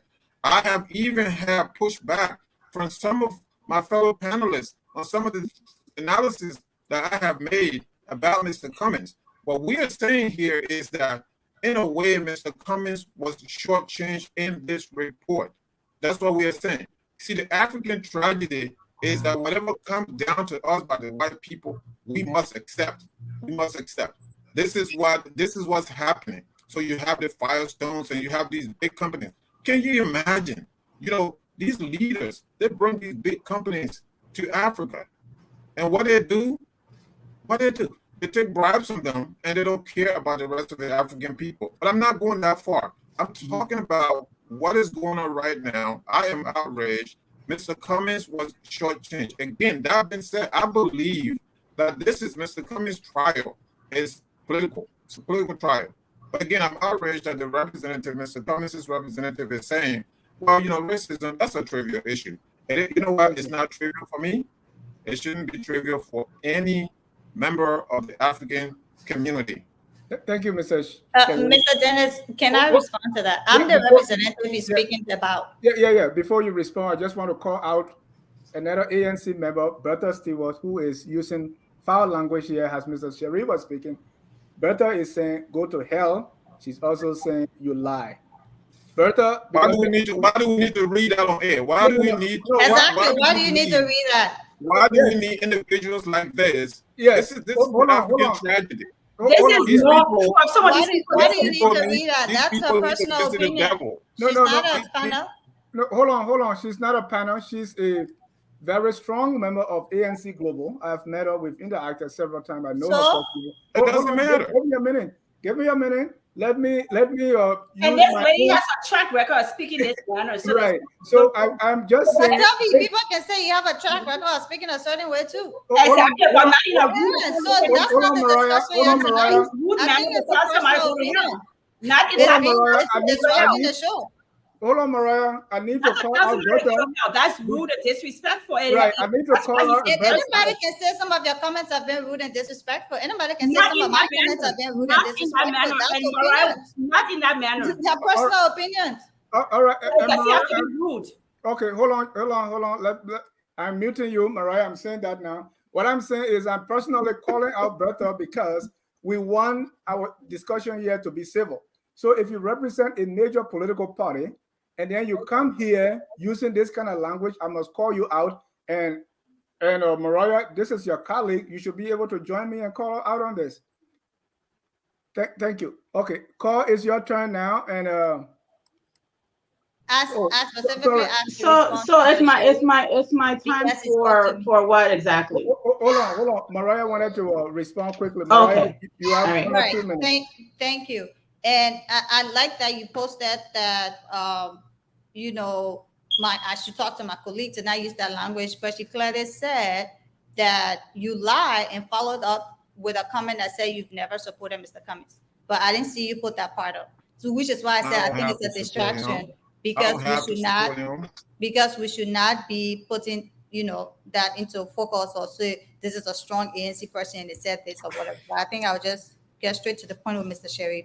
Mr. Sherif, you should be outraged that your justice system is as bad as it is. You should be outraged that the Liberian people are suffering to the extent that they are. You should be outraged at the number of deaths that we wake up to every morning. Just today, a little boy was found literally almost burned to death in a vehicle in the ERWA area. You should be outraged at the poor governance of this current CDC-led government. You should be outraged of so many things that are happening in that country, rather than being outraged about the fact that I'm sitting here and saying that someone's character that is being alleged, that is not even proven, that you have not even seen evidence of, that you have not proven, will sit here and say she's racist because Cole says she's racist. They say that Sherif, I would never support racism. And no Black person who knows themselves and know their history, know where they come from, will ever support racism. But those allegations must come with facts. If someone says that African men are rapists, or a majority of African women's first sexual experience is from rape, does that make them racist?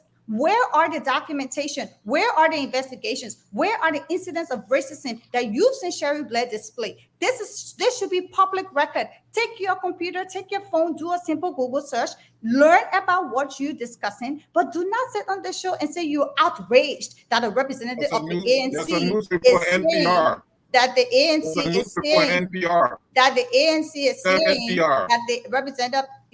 Are you going to mute him too? That's a news report, NPR. Dennis himself is muted. Okay, sometimes my people in the Dennis, background, they do something. I'm just asking. Are Okay. you going to Mr. mute him Sherif, too? please go out and come back in. Your audio is very bad now. And Mariah, please conclude. We have I'm concluding. Are you going to mute him too? Because he was disrupted, so that's why I stopped. Because I was waiting for him to be muted too. So that the MO. Mariah, But no, I'm just saying. Yeah, Mariah, so let us not go into all this kind of thing. where you know So- the track record of someone being racist, and I'm sure Cora is going to talk about this when she comes on. Right. But you cannot just sit here and say, "Oh, Cummings should do a statement for associating with someone that's racist," when you haven't given us evidence of this racism. that you're Oh talking my about. God. Dennis, are you going to let me come in or not? This is Thank you, Mariah. distraction I to got the it. I got your topic, point. and I continue to tell us to get back to the topic. But clearly, there's nothing to This is all the topic. It's all the topic. You don't get to choose the topic. Mariah, No, I didn't You don't choose get the to topic. choose. The No, topic you is don't on get to the- choose the topic. We topic is talk. on We the- talk about the what we want topic to talk is on about. the- Are you gonna- The topic is on. The I'm topic is still on on. here. hold I on. want, last time I checked, Mariah, I was still the one speaking. Mariah, please, you have you please conclude now because you've talked more than 2 Thank minutes. you. So again, like I said, the topic is on the screen, and we've clearly distracted from the topic and discussing these issues of whatever racism, someone's character, someone's being rapist. So again, Mr. Sherif, I've given you several other things you can be outraged about, but I don't think you should sit here and say you're outraged because the representative says. Yeah, George Weah is always under the microscope when it comes to me, but tonight I'm still on the show. Dennis, I'm still on the show and they're talking about my government. I need to say something. Yeah, you will say something. You can't just back me here like Joseph Boyka. Mr. Sherif, please get out and come back in. Your audio is very bad. So let's use 1 minute each because we're going to come to the impact. I'm going to fall asleep. Dennis. Yeah. I think that you had given me the opportunity to respond, and I yielded time to Mariah, and now I have no time left. Is that what you're saying? I give you 1 minute. It's not enough. No, you had given me time to respond. Yeah, There were personal allegations made. I'm talking about a politician. First of all, I'm not running for president of Liberia. So if I was ignorant enough to hire a eugenicist, and this is not, the problem here too is a lot of ignorance, right? People don't even know what eugenics is. They don't understand that worldview. They don't understand how powerfully impactful it has been on the continent of Africa, how eugenicists have fueled wars and all kinds of depopulation tactics. So this is not something that many people have even bothered to look up. Just look it up. There's free information out there. So, now they want to defend Jerry Blair because they think in their minds that in order to defend Cummings, they have to defend some of the worst tactics that have been used against African people in history. And you shouldn't ever be put in that position. If you must defend Jerry Blair in order to defend Cummings, there's something fundamentally wrong. Talking about me working for the state of Georgia does not mean that I support the leader of the state of Georgia. And even if I did, which I do not, clearly have never voted for Brian Kemp, but even if I did vote for Brian Kemp, I'm not running for president of Liberia. And I have worked my tail off to make sure that African American people and Hispanic Americans and others have access. Poor people in the state have access to the ballot. So we'll leave that alone. Bringing that up simply because I'm pointing out a documented, historic, contextual fact about this monster of a human being that Mr. Cummings chose to pay does not mean that I should now personally, because I have this opinion, be scrutinized. Feel free to do so. I stand by what I do. I stand by what I say. It's embarrassing. I agree with Mr. Sherif. The idea that African people think that racism means someone's calling you the N-word or someone's calling you a rapist or you have a slip of tongue and you say something outrageous, that's not racism. Racism is action. Racism is a theory of white supremacy. Racism is the idea that gave birth to eugenics feminism. Birth control, birth control was something that was created through that process. What eugenicists do is they use family planning and they mask their racism and their goals through these fake philanthropical ventures. They're not there to make sure people are safe, are healthy. They're not there to make sure Black babies are fed. They're not there to make sure that everyone has a balanced diet. They're there to make sure that your populations don't run amok. That is what it's about. She is a clear eugenicist. This is her political legacy. This is who she has always been. And she's not the only one. There's a whole school of thought built around this. This could be a show by itself, Dennis. And in fact, I would like you to bring me on so I can break down for the Liberian people how eugenicists affected even our Civil War. Even our Civil War. As a Liberian politician, do you know Tony Blair's role in our Civil War? Do you know his role in the Sierra Leonean Civil War? Like how much people who want to be into politics and want to push political parties and want to push presidential candidates, how aware are you of even the recent history of Liberia and how that ties in?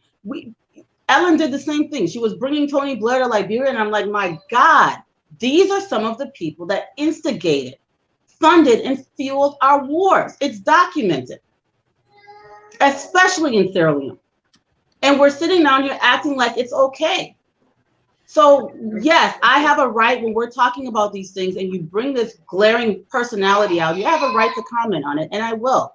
And if you're running for president, your decisions about who you're going to associate with are absolutely important. At least they are to me. Thank you.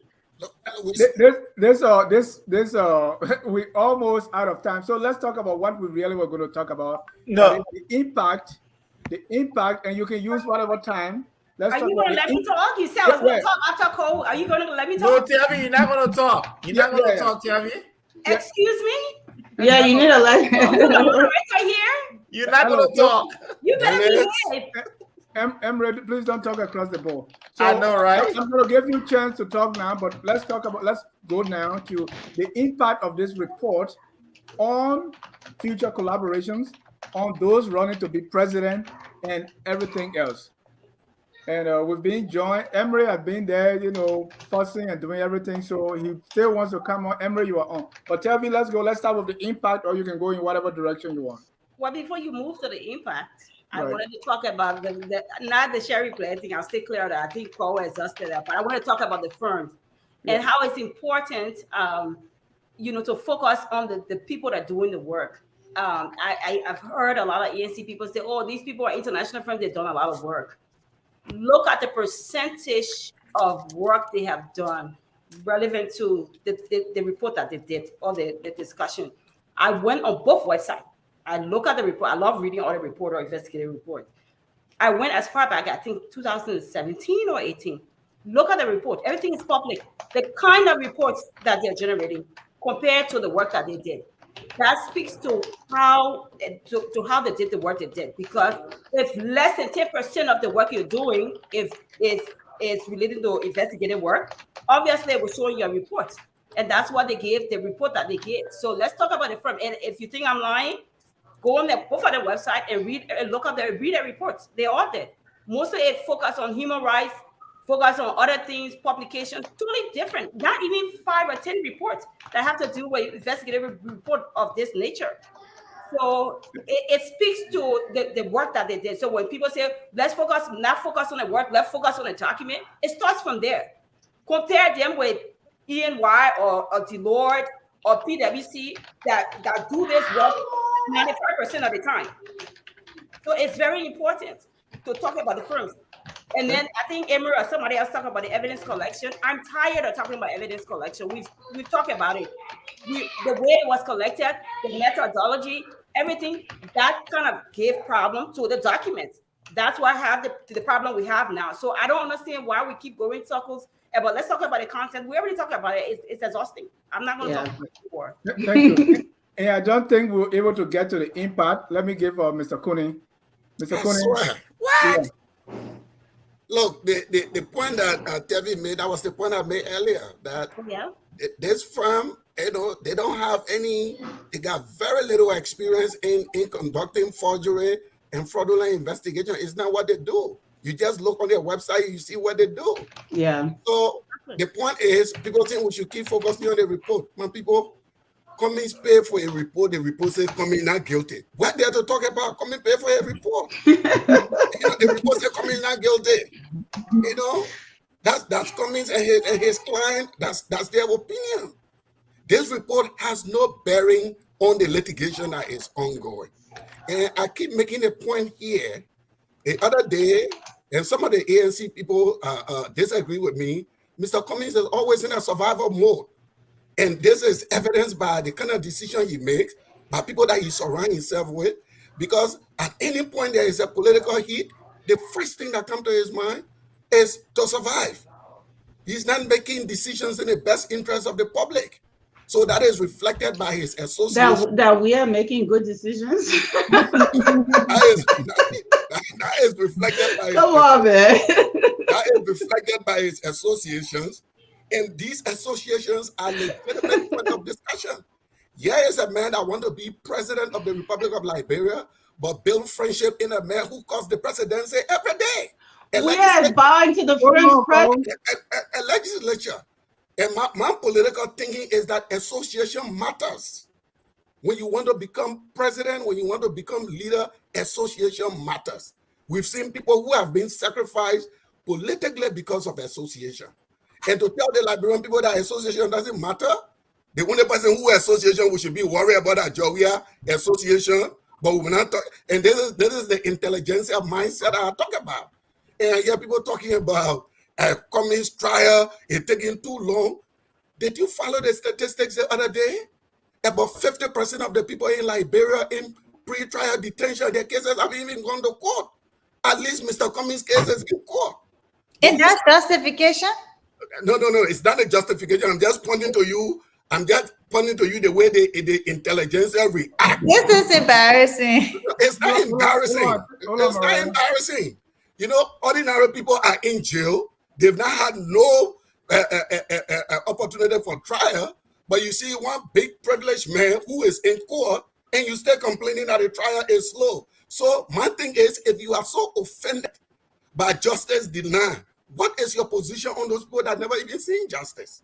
They don't matter because the ordinary people, the children of bitter ball sellers, the market women.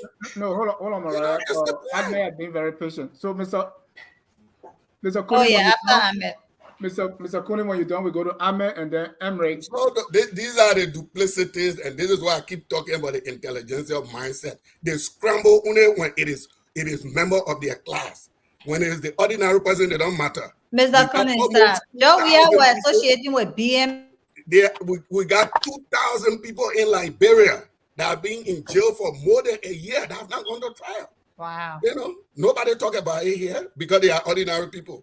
And we talk some quote unquote politician who in court a case going. They're making decision in a case. He say, oh no, you impatient.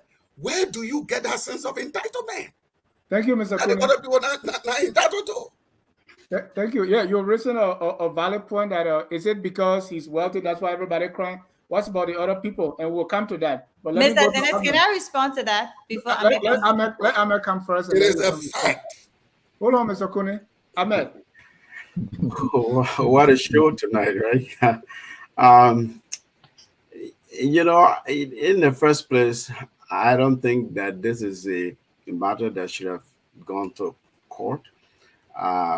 The opposition community, if they really meant, or if they really want to unite and form alliances to make Mr. Weah a one-term president, I think that they should demonstrate to the Liberian people that they have the ability to work through very sticky issues that arise among themselves or within the opposition bloc so that they can resolve differences. Every major contract or a major pact, and such as the framework document or any political alliance of the nature of the CPP should have a dispute resolution mechanism of some sort, an arbitration clause or something that And maybe they do, and I'm not close with that authority. So, but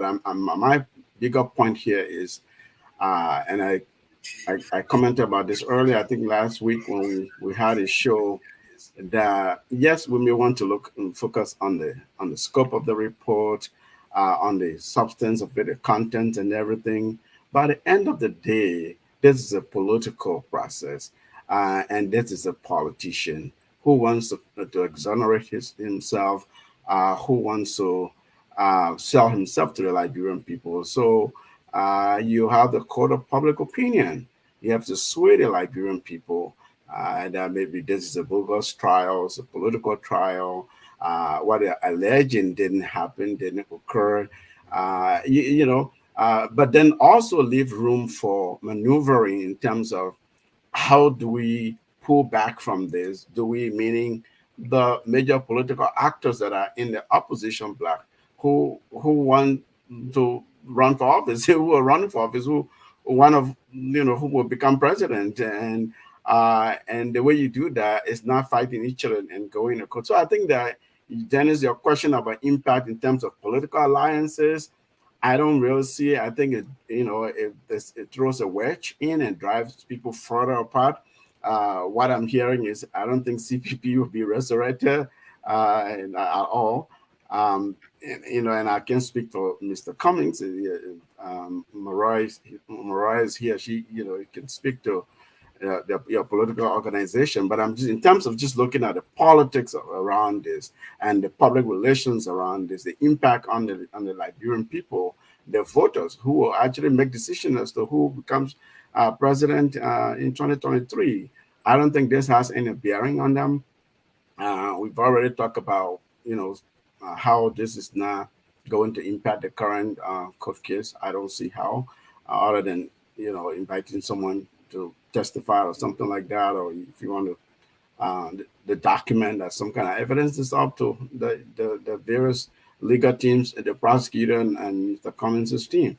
But politically, I think it divides people, then brings people together, and public relations wise, I don't see how this is really giving sway in Mr. Cummings' direction.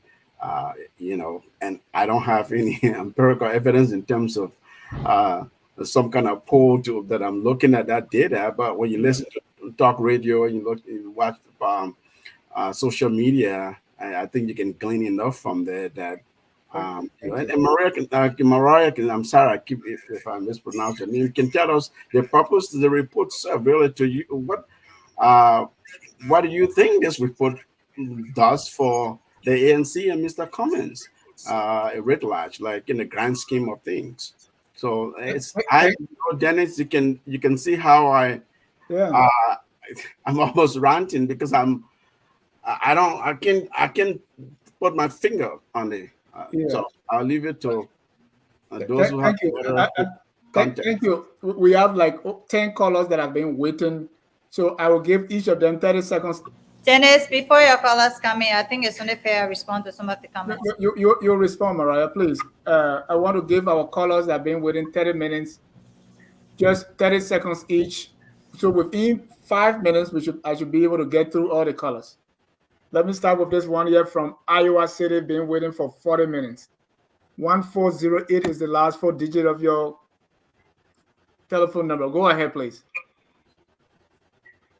This is Cyrus. I want to address Mariah. First of all, Mariah, the move by Cummings to go speak. Are you hearing me? Yes, please. You have 30 seconds. Quickly. Yeah, the move Cummings made to go seek other entity to exonerate him is a political move. So stop saying, let's discuss the relevance of the report. It is a political report and it should be politicized. Plus, you guys in the ANC believe that anything that our institutions in Liberia, they do, once it is not in your interest, it is not good. So you demonize our institution. When you win election, then the election commission is good. When you lose in election, then the election commission is fraudulent. Thank you. You over the place saying that people are dying. Do you know how many people die in America on the street day and night? Thank you. To make it Thank you, Sarah. like Thank you, Sarah. Let me go to my second caller. We don't have much time. Stop that. Thank you. The second caller here is Elvis Morris. Elvis, quickly, 30 seconds.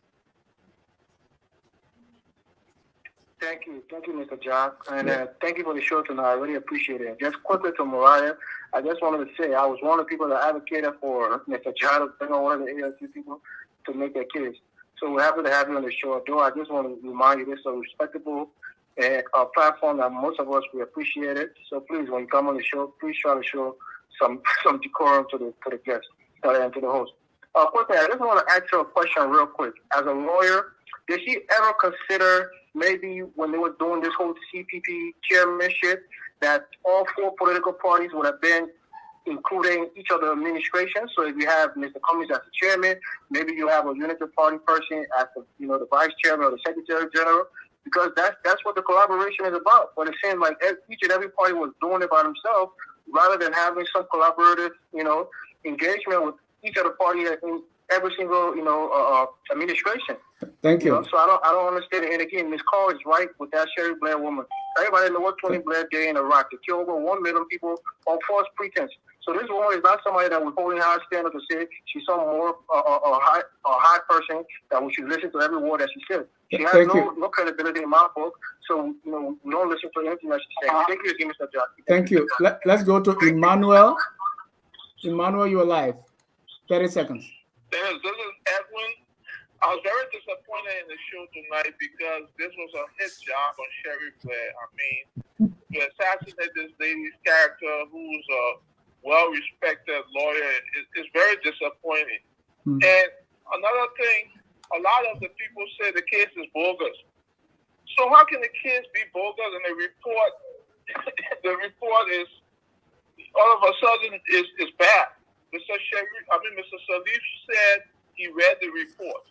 It would have been really interesting to hear what he disagreed with in the report.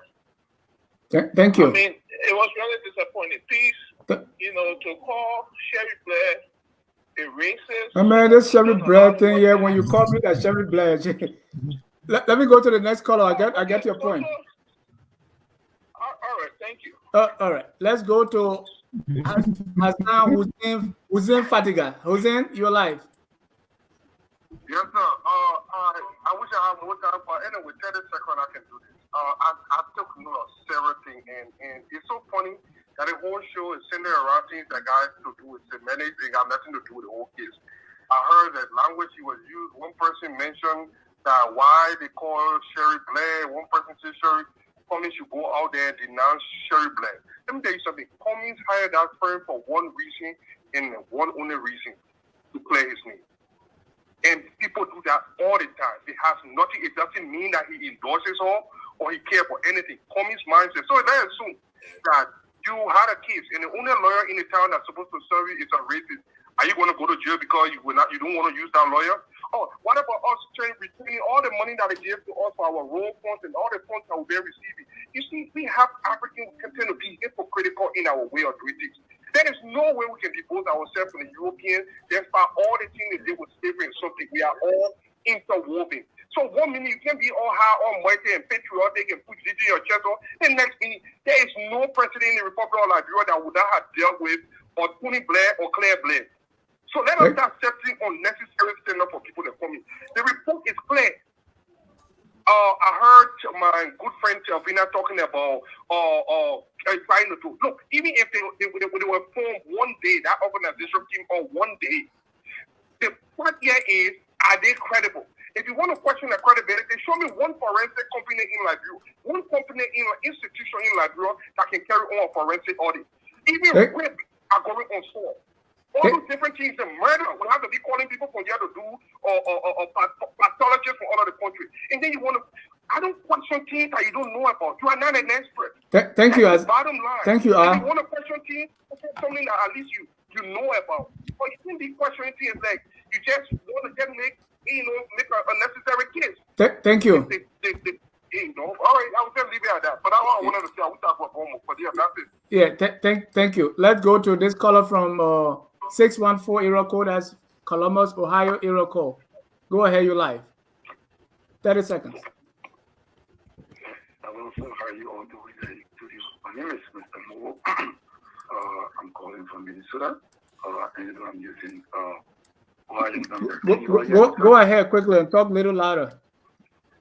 Thank you. Okay, I have a few concerns. I think I would address, I will put for two of them so your guests in studio can be able to answer.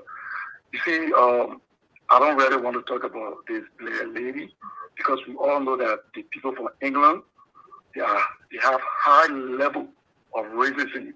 So if you even watch the soccer game, every game in the Premiership, even in the lower leagues, they have to bow for racism. So let us not rule that out. The next one here is that my question is to the ANC guests in studio. This is it. If the case is a Booker case, why did defendant Cummings refuse for the case to be televised? That's one. I'll need the guests to answer. The second concern that I have is the truth that the chairman for ANC did sign as chairman for the CPP, and if it is true, is he the right person to sign that document? My last question, I said two, but let me make it the last one. Please. Why did the Elisha Tool and the chairman for ANC file this document? They went back for it, and they did it for a second time without informing their colleagues. Was that right? Thank you. That's all I have to say. Thank you. Two more panelists. Kasali Dava, I reduce your own to 29 minutes. 29 seconds. Thank you very much. Why is it? Come on, don't do that. Thank you very much, and thanks to all of the guests who do this tonight. It's a job. You know, it is a shame that we like to come out and be defending something that we call forensic report, forensic investigative report. These people are reading all around, doing all of the investigations just to be able to come out on this report because it's not ideal. How can you conduct a forensic investigative report without conducting any interview? If you look in the report, there are two quotations. One, they quoted CPP lawyer. The investigation are conducted by CPP lawyers are quoted within the report. And two, the quotations are viewed from the ANC partisans. All that the ANC partisans have been saying all along that Mr. Cummings was not wrong, the investigation is this, the investigation is that. That's all they have in there. And Mr. John, which doctor you will go to, a professional medical doctor that will conduct, let's say, do all of the tests and everything, and tell you, say, or lab technician do your test, and tell you to carry the test to the doctor, but the test you are carrying to the doctor, I do not stand by that test. That test is not my test. I do not support that test. What a logic in it. And these people coming around defending this kind of a thing, it is a shame, it is disgraceful. Thank you. This is a complete mess. I think we should be clear.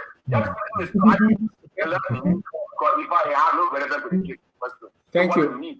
Thank you. Let me get my last caller here, Mr. Aliyu Kamara. Aliyu, you are the last one. I still got more callers, but we'll stop it that far. Okay, I know you're going to say something smart. But yeah, listen, I want to say this thing. Osofia sang one song. I will chop your money disappear. 419 is just a give you be the mugu. You see, AFC stand as a mugu and Sherif Blairs the master. They just chop the money for free. But let me say congratulations to Mariah Yakula over her achievement recently. She has accrued some credential to add to what she already had. And I like to say bravo. I like to say smart and educated Liberian women. But then let me make this suggestion. You know, these are two women that even the guys sometimes get afraid to get between. Mariah Yakula and Cole on the same platform, and you got Sherif, whether you miss Sherif will cry. So I want to suggest that you bring these two people on just head on. I really want to see a debate between these two women with very strong will. You understand what I'm saying? Two very articulated women. For Mariah, you know, to Emrick over there, you see, this is one of the my man. problem. Let me just say this. Yes, please. 5 seconds left. No,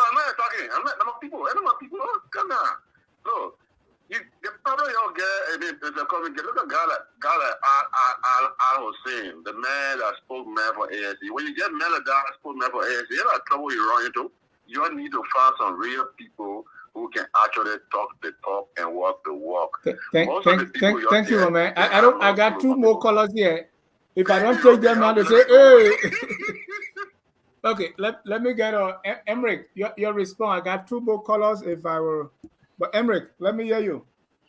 You know, I've been listening, right? We haven't come down to where the evidence on the report been criticized. That's Emrick, let me interrupt. You said the same thing before, so yeah, but this is the point, Dennis. Yeah. The whole issue about people's personal opinion about Sherry. I'm not going to say Sherry is a person who doing her entire professional career never erred. I'm not going to say that. All right, but this is the point. But if you sit and you say she's a racist, but you can't show how racism played into her viewpoints, all right, as to the report, the investigative report, then I tend to question it, because then you don't understand the scope of her report. What was the essence of the report? Why was it conducted? What's the finding of the report? Those are the things we need to look into. So we can't be all over the place with this issue. We need to narrow it to specific issues and be able to come back and say, okay, let's debate these issues, because these are the issues that are sticky. So another thing I see, Mr. Kunney, he's all over the place. He did justice, he into finance, he into this, he into that. I am confused. The reason why I'm confused, because I don't know what much to talk about. If he's talking about specifically on finance, if he's talking about procedural errors and then I say, okay, we can debate the issue. But if he say he into criminal justice, but you all over the place, I haven't seen a policeman who will say he's carrying on a financial audit anywhere. I haven't seen it. I haven't seen it before. So these are the things we are talking about. My point is simple. Liberians, we are brilliant people. We are all smart people. We are doing great. But I think, to me, we need to stay in the confines of something we know, something we got credential for, something we got experience for, and be able to talk on these issues. But we are all over the place. And that's the reason why I keep telling you, I can't be all over the place, because I don't even know the essence of this whole show. The essence of this show, if we dare to condemn Sherry Blair because she's a racist, we need to talk about her being a racist. If we need to condemn her being a racist and then her racism impair the report on Cummings, then we need to talk about it. But other than that, there's not much to talk about, because I think with the evidence presented, the disclaimer and I think the report is a fine report that we can look into and condemn, maybe the evidence collected as to how it's collected, and we'll talk about those things. But we are all over the place, and I think we need to narrow it. And I believe that we can do better than this. We are not doing better as professional people when we are all over the place, because you see, people are specialized in specific areas. And Sherry Blair, we have to look at her scope of investigation and say, okay, her scope of investigation, these are the issues. Let us bring people with the expertise that will talk on the issue than being all over the place.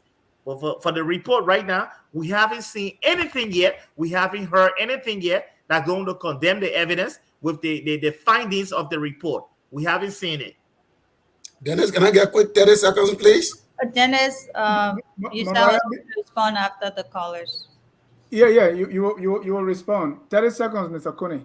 Yeah, sometimes it's so brazen how some folks in the ANC, when it comes to anything Liberian, they can be so condescending. He has reduced law enforcement to just a police officer who just supposed to handle fight. Don't you know the Liberian National Police got professional agencies? There is what they call the Technical Investigation Unit of the Liberian National Police that investigate question documents. You go at the National Security Agency, there is what they call question document analysts at the agency. So why do you guys I mean, when it comes to everything, Liberia just sit in the United States and just condescend. What I'm telling you is that there are agencies in Liberia that have the capacity to do some of these investigations. But according to your mindset, once you are not in power, these agencies should be discredited until you win power. There are Liberian lawyers that could have done the same document investigation we're talking about. There are lawyers in West Africa, in the ECOWAS region, that could have done similar investigations. Way But better. anything Liberia, it's just that huge Dennis, conversation. I'm a policeman, I know investigation. Do you know the kind of investigation I've participated in? You don't know. You got no clue. Thank you, Mr. Kunney. Mariah. Thank you, Dennis. I would love to hear Mr. Kunney say some of these investigations that all these experts in Liberia have done, both for the government and for individuals. But to just sit on the show and talk about it, let me get to the point. Several things I want to respond to. Telvi had mentioned other institutions that could have done this job, the Lear, PwC, KMG. Unfortunately, what she didn't mention are these are audit and accounting firms. Well, they do investigate their work too. Please, Hold on, Telvina. complete. They do not do document investigation. They Oh, they do. Audits. They're done. They're done. No, they're done. Audits. So let's be clear that audits of financial accounts, audits of finances is completely different from an investigative forensic investigation of documents when it comes to documents and contracts and all of these other legal issues. So let's be very clear about that. And I think it comes down to the point of us speaking to issues that we have certain knowledge about and not just making these wild allegations. So I wanted to address that because if you say Cummings should have gone to an accounting firm to investigate the framework document, then that leaves much to be asked. More questions than answers. The other thing I wanted to address was Mr. Cunney's comments that Cummings trial has been given preference and there are people who are in pre-trial detention. Mr. Kunney, Cummings trial is a misdemeanor. It should be no less than 30 days. We're going to 6 months. And you want to sit on the show and tell the Liberian people that that's okay. And the only reason this is happening is because Cummings is wealthy? Is this the kind of conversation? So the other ordinary people should remain in jail. This is the kind of conversation when you it speaks more to your personal biases rather than the issue of the rule of law in our country. We have issue of pretrial detention. It's not about this government. Pretrial detention was even during Ellen's government. It was an issue. That's why we have overcrowded prisons. The point is, once there's pretrial detention over 2 terms of court, that person can be released from prison. However, Cummings trial that is being delayed, there is no remedy to that delay until the courts can ensure that justice is free, fair, transparent, and speedy trial. So you cannot sit here and compare pretrial detention to the issue of delayed trials because there is remedy for pretrial detention. So let's be clear. Can I get 30 seconds? Hold on, Mr. Kunney. To address when people Mariah, please, 30 more seconds. Dennis, I understand that, but let's No, I want to give you 30 more seconds so the others can come in. We are over 2 hours. No, but it's okay. I will address what the panelists said, but some of the questions from the callers were also directed to me. So does the 30 seconds affect that as well? Yes, please. Okay. I'm not sure I can respond to the callers in 30 seconds, but let me conclude, please. This does not affect the court case. This is an investigative report. It can be put into evidence if Cummings lawyers decide they want to. This has happened in almost most of our cases we've had. The famous Mariah Yakula and Hans William murder trial, they hired 2 American pathologists to do a report that they admitted into evidence and had the pathologists testify as witnesses and they were cross-examined. So if Cummings lawyers determine that they want to put this document into court as evidence, they can admit it into evidence. So when you sit on the show and say, it doesn't affect the court case, it doesn't affect the court case, on what basis are you making these arguments? On what basis? So I think it's fair that we either ask the right questions or we make these analysis, since we call ourselves political analysts, make this analysis on the basis of what the information in the law is. The third thing I wanted to say, though, is one of the callers talked about the issue of the CPP leadership and why you didn't have ANC chair, UB Right. vice chair, and all of that stuff. Yeah, Mariah, I want you to leave that. I don't want us to go into that. Let me go to Telvina. So we shouldn't respond to the caller's questions? No, that particular comment or question is not relevant to what we are discussing today. Okay, but then let's go to what's relevant to what we're discussing. So let me That's the go to other questions that's relevant. No, Dennis, that's not fair too, though. You always do that. You always Can we mute discuss people. the other questions that's relevant? Yeah, you always mute people. That's Okay. not fair. Emrick, how long has Mariah been talking? No, but I was talking and you muted me. I didn't even end my comment. But you can go ahead. I will keep quiet. No, that is not true. That is not true. It's true. Tavina. Can we discuss the other questions ahead. that's relevant? I don't. 30 seconds. I want Tavina to come in. Go ahead, Tavina. Well, I don't have anything about what Mariah said that I said about me saying that the lawyer and other firms that they do not do investigative work. I just shared the link for at least 2. So rest my case. I'm speaking, and it's not your turn. Give me some respect here. That's why I share. You always have respect. Don't say that. You always have respect. Give me chance. Hold on, Emrick. It's not your turn. She doesn't have to say that. She always got respect. No, you don't tell me how to speak. I have the floor. You don't tell me how to speak. Go ahead, Tavina. Go to the issue. So I just posted a 2 link, and that speaks for me. I don't have to say anything. So if somebody disputing that Deloitte doesn't do investigative report, then you better go sue Deloitte for false advertisement. Well, what type of investigative report are you talking about? Go to the type. Emrick, investigation. What type of forensic? Audit. Emrick. Audits of accounts. Emrick. Let me tell you something. I'm not arguing with you. Emrick, this is not you and myself arguing. I want to stick with the issue. I've already put 2 links there. That's adequate. I'm not going to go back and forth with you. You deal with that. I know people who work with Deloitte, friends of mine. With this auditing, it's a network, it's a team sport. So we know each other and we know the kind of work. I have been in Deloitte process before. So I know. I got friends there way up there. So we're not arguing that. Dennis. So let's talk about Emrick, can you wait let her finish, please? No, she's talking, but Dennis, I'm talking. You're not a moderator here. I still have to flow, sir.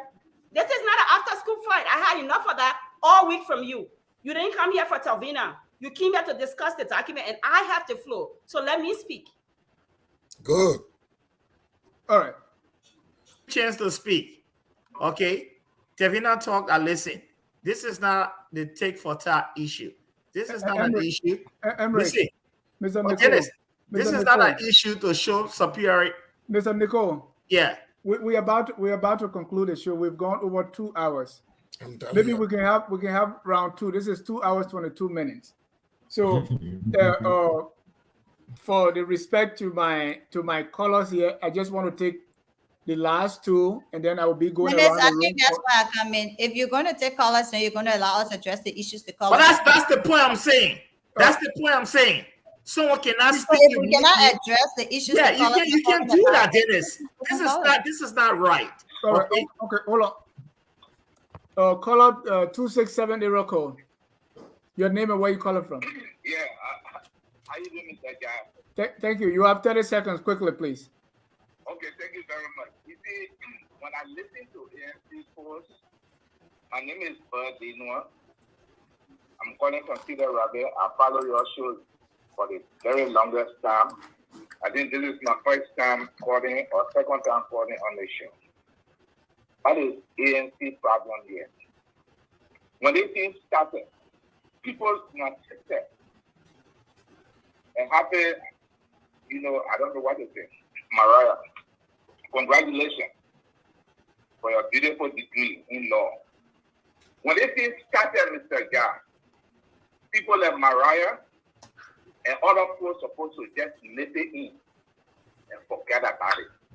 The forensic report is like when you in first grade went to second grade to 6th grade when they tell us you can't do something like writing. Again, an elementary report. You do an investigation.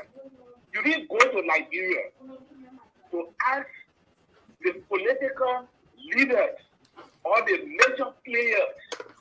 You just stay in London. You see, we are not a country, we are a sovereign state. Conclude that quickly. We're out of time. Yeah, our law is different. This is just elemental way of doing investigation. It is wrong. Let Mariah just come to the Liberian people and say we are wrong. Thank you. They didn't want all this thing on Mr. Cummings. If I was Mr. Cummings, I'll come and fire Mariah now. Thank you. I'm serious. Thank you. Thank you. That is very serious. Thank you very much. Thank you. The last caller here is Josh Wallace. Josh, you are the last. No, thank you so much, man. Thanks, everyone. This is George Obi-Wan return. I'm calling from Minnesota. Mariah, how you doing, my sister? All right. I want to agree with, I think, Mariah and Emrick. I know that's a surprise. While it is true that we should have looked, while it is true that we should be concerned about the integrity, the procedure, the process of collecting information for investigation and all this report, I actually was expecting us to have gone into the contents of the investigative report itself today to discuss the pros and cons of it.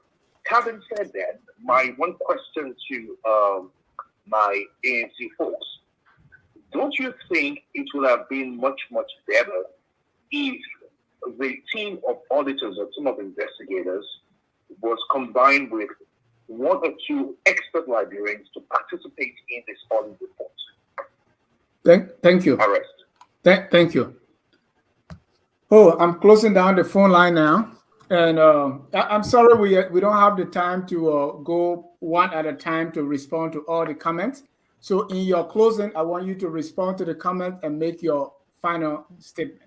Dennis, I think that's unfair. Most of the callers ask specific questions, especially to me, and I think I should respond to those questions, and then we can do the closing. But to tell me to do closing and respond to them, then everybody else do their closing when others were not giving questions, I think that's unfair. Is that how we do that? Okay. So let me start with. So, let's set some boundaries here. I want to give you 3 minutes to do that. Is that fair? Okay, good. That's fair. All right. Let me quickly start with. I think the last caller. Thanks for the congratulations. I think the two firms that were hired, whether Liberian will be included in it or whatever, I think it had more to do with the firms being hired to do a piece of job. I don't think they have Liberians working with them. Maybe that's something that could have been considered, but again, it did not affect the credibility of the report. I also want to speak to the previous caller before him. Mr. Cummings should have fired me, but newsflash, Mr. Cummings is actually rehiring me. So maybe you have to take that up with Mr. Cummings. And I can understand your frustrations, and I can understand why you think people should take responsibility for something they did not do, so that your political leaders who have engineered this bogus case and allegations can feel good about themselves. But that's not how it works in the real world. So let's be very clear about that. I also want to address a caller who asked about why the document was withdrawn and filed back at NEC, and the other parties were not informed. One of the things that we forget is that NEC is also like a legal entity, and they have rules and regulations. When the document was filed on the 10th, and NEC went through the document and saw that the document was not notarized, even though all of the resolutions along with the document were notarized, they called the SG to notarize the document and submit it. This is consistent with NEC rules. Section 2.3 of NEC regulations clearly states that the NEC, there's correction of deficiencies in documents submitted by parties, and the NEC have 21 days to call parties to correct deficiencies in the documentations that are submitted to them. That's the law. So for us to sit here and say, oh, why was the document given back to be notarized and taken back? And we follow these people who sit on their platforms and open their loud mouths and talk about things that they have nothing to support. It's part of the misinformation that permeates our society. It is NEC law that when the party submits documents, especially for registration, whether for coalition or for political party, NEC has 21 days to tell that party to correct deficiencies in their submission, and that was done. There was nothing illegal or fraudulent about it. I also want to address the caller that talked about why the trial was not televised. It was not televised, again, because it is the court rules. The rules of court bans the television of trials in Liberia. Our court rules are clear that you cannot take video recorders into the court during trials. It was not Cummings lawyers that stopped it. It was the judge that made a decision based on the court rules. So when people be running about why Cummings stopped them from televising, why Cummings stopped them from televising, our laws do not allow for televising of trials in the court. They can do that at NEC because NEC is a quasi-judicial body, but you cannot do that at our courts. The last thing I want to address, let me remind you. No, let me remind you. You went 3 minutes already. But, oh, okay. So then I will leave it. Thank you. Oh no, but last one.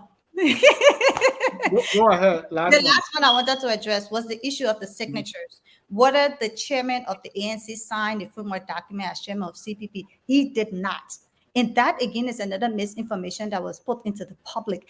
Senator Nitien did not sign the framework document as chairman of CPP. Please, let me clarify this. Senator Nitien signed the letter to NEC informing NEC of the registration of CPP as chairman of the CPP. And the reason he did that is because the framework document provides clearly that the chairperson of the National Advisory Council, which in most cases is the political leader of the party, is the political leader of the CPP. Political leaders do not submit documents to NEC for registration. It is the chair of the executive committee. And under the CPP, the chairmen of the parties are chairs of the executive committee. So he did submit the letter to NEC, but not the framework document. Thank you. And we must apologize to our viewers for not reading your comments here because it's we have more panelists here, 8. We have callers, and so we don't have all the time. At this time, I want to appreciate all of you for coming. If there's a need for round 2 or round 3, we'll definitely do so. Here at Focus on Liberia, we educate, we elevate, and promote all things Liberia. We never do Tough Talking Thursday without the section we call our Tabata session. Every week, there is Tabata going on in Liberia, and Tabata in Southeastern language is nonsense, complete foolishness. So at this time, we take a short break. When we come back, Tabata of the week. Think about it. At Focus on Liberia, we discuss everything Liberia, from education to politics, arts and culture, entertainment, agriculture, history, religion, family, and technology. Focus on Liberia uncovers and showcases the best of Liberia and shows the world the truth about Liberia. We educate, elevate, and promote all things Liberia. We conduct interviews, panel discussions, debates, and more. Tune in to Focus on Liberia on Facebook and YouTube and be a part of the stories that make up the news. This is Focus on Liberia, and I am Dennis Jack. Welcome back to Focus on Liberia. This is Tough Talking Thursday, where we talk tough. At this time, we go around the room and let me hear your Tabata of the week. We start with Mr. Kunney. Well, Dennis, I just want to just request that maybe I can do my Tabata and my closing statement because I got some caregiver responsibilities. No, it's not. Okay, sure. That I have to attend to. All right. So my Tabata of the week, I read about a church in Liberia. The man had a church. The church was making a lot of money, and people were members of the church, and the founder passed away. And when the founder passed away, the son took over the church, and they had to carry the case to court. And so the court members of the church said that, they used the church as a collateral to get loan, and the son was not acting in agreement, and the court ruled in favor of the son because there was nothing documented to show everything that we were talking about. So the fact that, our Christian brothers and sisters, people who are supposed to act in the law with love, can, go to the court and go to all of these places. We know society is getting modern, but I think it was some kind of tabata to me. So let me just quickly make my closing statement. Look, maybe some people have not understood my point here is I don't see any relevance in Cummings paying somebody for the person to clear Cummings as some kind of, time to be vested to discuss here. If Cummings believed that he was not guilty, so he hired somebody who will reinforce the point. Nothing strange about that. I mean, I don't know why people would expect a contrary report, But the point I want to make is the frustration that sometimes go along with Mr. Cummings' decision making. It point to a sense of desperation. The last time I mentioned that, Abatuba admitted that the man is desperate. I don't know. The sense of desperation. Desperate to change Liberia. That's what Ava said. Well, that desperation sometimes can affect somebody's decision making. You know, you make bad choices, you make bad associations, and the Liberian people are watching. And so when we come here and say the CDC will win a one-round victory, it's not just an elusive statement. Look, we've been talking about the fracture, the division in the CPP for almost 2 years now. They're not even self-correcting. The election is next year. We're not seeing any alternative agenda. The Liberian people not hearing anything. When you put the news on, you check to the Supreme Court, the opposition parties in court. They're not to their party headquarters drafting a new vision for Liberia. So I think with all of these things, we strongly believe that the one round is blinking. Development is going on. Challenges are in the country. I mean, we don't deny that. There are huge challenges that go on in the country. But at the end of the day, the Liberian people will definitely reject a group of people that can't even reconcile 4-page document called framework document. You know, they can reconcile this document. It continue to be a turning issue on the Liberian political landscape. So I want to say thank you to all the panelists. Again, my good friend who just joined us, Telvina, and of course, my daughter Mariah, congratulations on your law degree. And I hope in the future you will be one of the investigative reporters, investigators that will scrutinize on these documents instead of going to foreign parts and bring. You're supposed to do Tabata, Papa. I want to go to sleep now. I beg you. Yeah, my dog do my Tabata. Yeah, it's past my bedtime. Thank you. I love you, Mr. Kunney, but God, I tell you. I'm so glad to share space with you.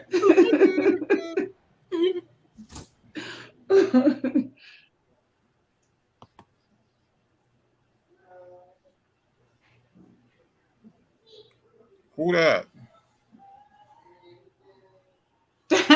Dennis, look, don't make people laugh today.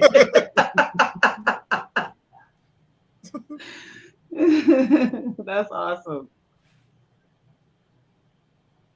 Dennis, unmute yourself and tell us where was that? Dennis, you are muted. Oh, sorry. My Tabata of the week is I put on my Throwback Thursday. And instead of people looking at this star, look at the sneakers with insurance on them. And they love that they're talking about my big pants and my big shirt. And then my old contact computer. That to me is the Tabata of the week. This was 20 years ago in Bristol. The 1990s. Emrick, what's your Tabata of the week? My only Tabata of the week is simple. We are professional people, all right? I think to me, we should have some decorum, be friendly and disagree, but be polite to each other and see how we can solve the issues of Liberia than thinking that someone is antagonizing you because the person disagrees with you. And it's one of the things I see. When you see me on Facebook or anywhere with my viewpoint of disagreeing with you, it's not personal. It's not Emrick, personal. that can be your closing. Talk about the Tabata of the week. Yeah, but that's my Tabata of the week. You don't be. You see, that's the problem. How your platform? You want to restrict me because you think you wore a sneaker or something that 1920. Come on, Emrick. Yeah, So seriously, so that's my Tabata of the week. I'm saying I would like to encourage all professionals out here. We need to have a relationship where even if we disagree, we can still get along and talk and see how we can harness and be able to come up with a solution for our country. That's my Tabata. Dennis, don't be trying to restrict or limit me from making friends with other people. I'll fall asleep. Thank you, Emrick. Thank you, Mr. Sherif. Is this a Tabata and closing statement combo? No, Tabata of the week. Trust me, it's not going to be long. It's going to be real short. So listen. So I have a. It's something. Mine has to do with something in France. There was a young lady, Miss France, who was indicted by the French court for receiving gifts from the former president of Gabon. So this man was so wealthy, he should go to France and, you know, bribe political leaders. But the thing is, this Afro-French woman, no longer a young woman, she was 22 at the time, maybe 20 years ago. So she got a gift from the president. They bought her an apartment in France. So they're charging her now, but they're not charging all these other people, all these other politicians that took his money. You see what they do? These Europeans, they're charging this black woman, but all the other Europeans that got the men money, they're not going after them. So to me, that's the top of that. So to close, there is something that, you know, this discussion taught me tonight. You know, political leaders should be very careful in terms of, you know, see what when their operatives tell them what they want to hear, they shouldn't just rely on that. Right? You should also listen to other views that are critical of your position in life. So I think people like Mr. Cummings, I think, they just want to listen to those who are praising them, their position that they've taken. You know, we've seen time and time and again, we see leaders in Liberia, Africa, wherever. They just want to listen to, especially Liberia, they just want to listen to the praise singers, those who know their position. They don't want to listen to the other side. So what you saw tonight with me getting a lot of criticism from the ANC people is because they don't even want to agree that there is an error. They don't want to agree, you know, with me that there is something that needs to be fixed. And as long as that's going on, Liberia is not going to be any different. Whether Cummings is the president, whether Barker is the president, whether Yeyia is still the president, it doesn't matter. Things are not going to change with that kind of mentality. Thank you. Thank you. Thank you, Mr. Let me go to Mr. Ahmed for your tabata in conclusion. Well, I want to thank you again for inviting me to come on your Tough Talking Thursday and my co-panelists here. Very spirited discussion. I have to say that, you know, maybe re-echo some of what I've heard people say. We're all Liberians. Our country is it's a small country, very interconnected. Of course, politics, people can, you know, be passionate and run with things, but let's treat one another with respect. Everybody who comes on this show has some education, experience, and expertise. And if it's a political question, we're here to discuss. Particularly if I were, say, in a position where I want to win people over to my party or to my side to support me, to galvanize support around my candidate, I'll treat everybody with respect. I will carry myself, you know, in the most humble, with the most humble demeanor that would draw people to me more and more. But unfortunately, I think that I saw, and I've heard this of ANC people. I don't have any personal experience with ANC insiders, but that is an organization that doesn't take scrutiny lightly. You know, people think that other people are not saying the solutions that they see and that their candidate is you know, is the best candidate, the best solution for Liberia. It may be the case, but you have to make the case. You have to convince the Liberian people. You have to demonstrate that if you are trusted with leadership, you will bring everybody on board. You will, you know, you will not be divisive and create acrimony and such. You know, to suggest that people in the chat and the boneheads, you know, or don't know what they're talking about, loud mouths, and they're just yelling all over the place. I think it's condescending, to say the least. I felt very dispirited when I heard that kind of discourse. Doesn't belong in our political space.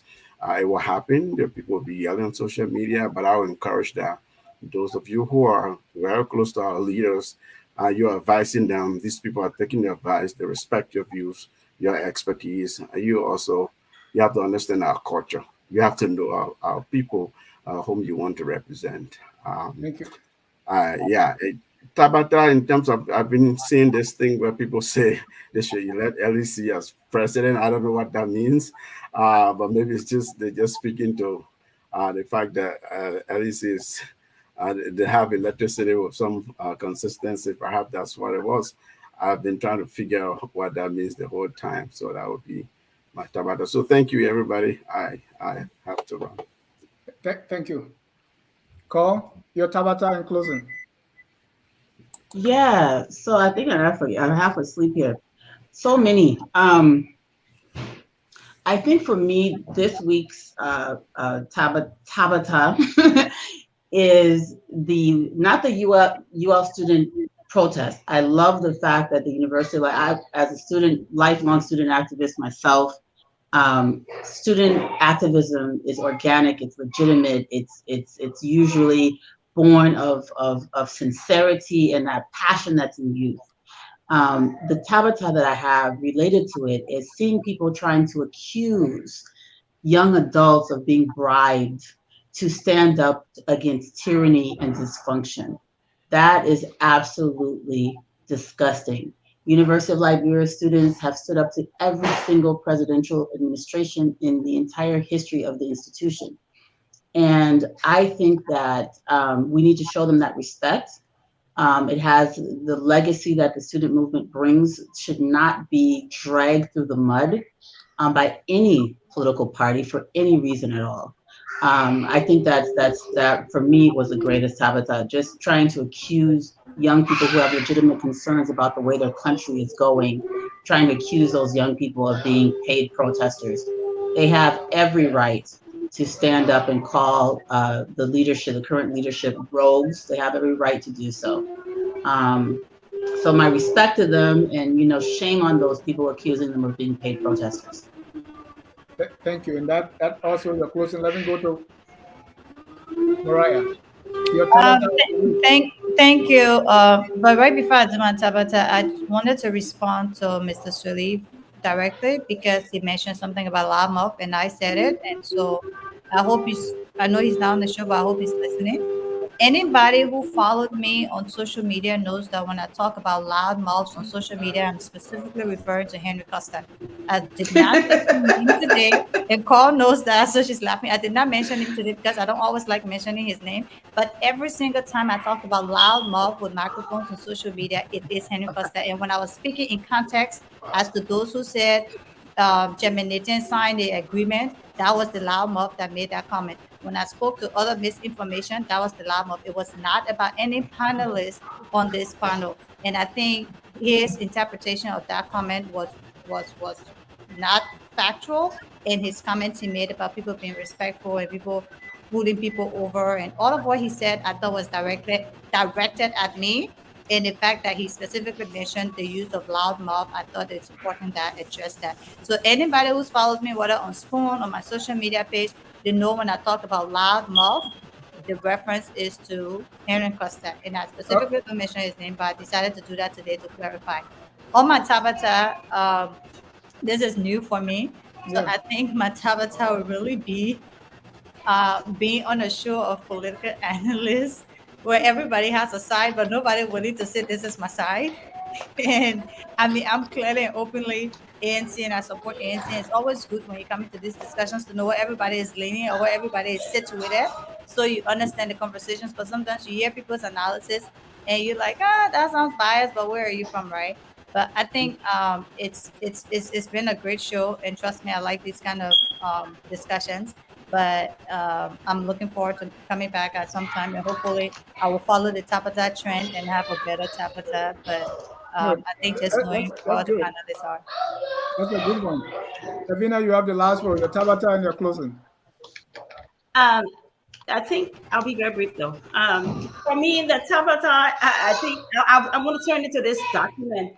The greatest Tabata probably for the rest of the year is the reaction of ANC people to the analysis of free strategic advice given by professionals, something that they did not catch, not even missing document pages, as simple as that.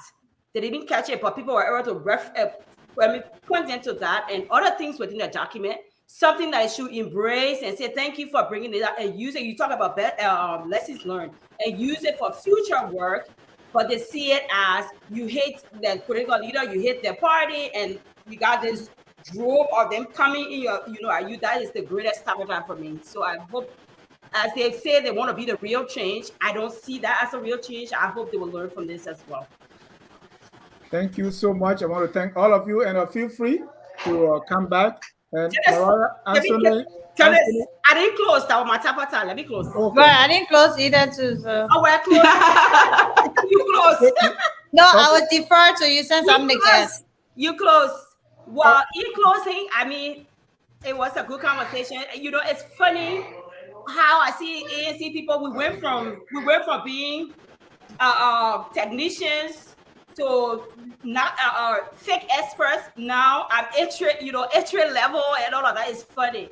It's so laughable. Let me tell you, you guys need to understand that even a high school graduate have every right to question this document. It doesn't call for credentials. But if you think I'm entry level or a high school graduate, suit your pain. But I will tell you though, as an entry level person, then I did a good job on your document.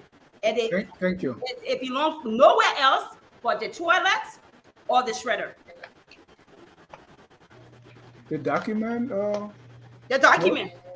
All right. We want to thank all of you for. Dennis, can I close? I'm sorry. Who else want to close beside Mariah? No, I want to close. I didn't close. I'm done. I didn't close. You put Okay. Canada, you put everything, right. You lump everything, so I didn't close. But I can go and then Emrick can close. Okay, go ahead, Mariah. 30 seconds. Thank you. So I just want to thank you for having me. I'm a tad bit disappointed that we didn't discuss the content of the document as I expected, but I think the other conversations were also good as well, and we addressed a lot of the misinformation in the public.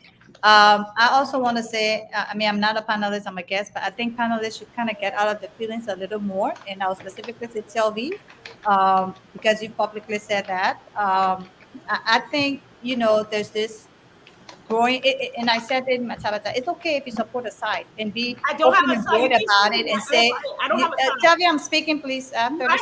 You keep I'm speaking, I have 30 seconds, ma'am. I don't have I am speaking, I have 30 seconds. Thank you. And I think it's good when you take a position, so this is my side, and people know where you're coming from. And so it makes the engagement better because everybody knows where the other person's coming from, and we all have our biases, and that's fine in the political space.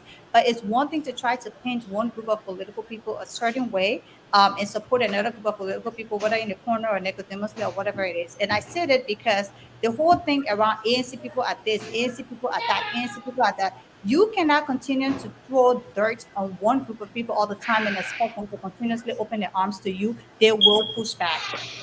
Again, this is the political space we have. This is where we are as people. I think this document was very clear on the merits of the allegations. It was very clear on the fact that there are no merits to it, and it's very clear. And let me just say, Mr. Cummings hiring these companies to do this investigation was mostly also about his integrity, that he's worked for over 40 years in the international space that he finds himself in. Mr. Sherif, what's going on? Mr. Sherif, did I say something funny? No, he's responding to comments. Go ahead, Mariah, 30 seconds, because I think your ANC person is engaging me here. I don't know what to do. He's attacking me. Here we go again with ANC people attacking you. You say ANC people should go do their leadership. Anyways, but I just wanted to say, his international credibility is most important to him, and this document has been very clear about the fact that, as everybody has said on this panel, this is a bogus case. There's no basis for these allegations, and I think the Liberian people know that. So thank you for having me. Thank you. Emrick, you said you didn't close. Yeah, you see, this is Mohamed, right? Now you see how unprofessional we are. We're in the chat room. So he's writing about ANC people. And I'm just responding to him. Come on, man. Can we close on to discuss this out? You see? Yeah, but Emrick, come on, man. No, but that's y'all good night, yeah?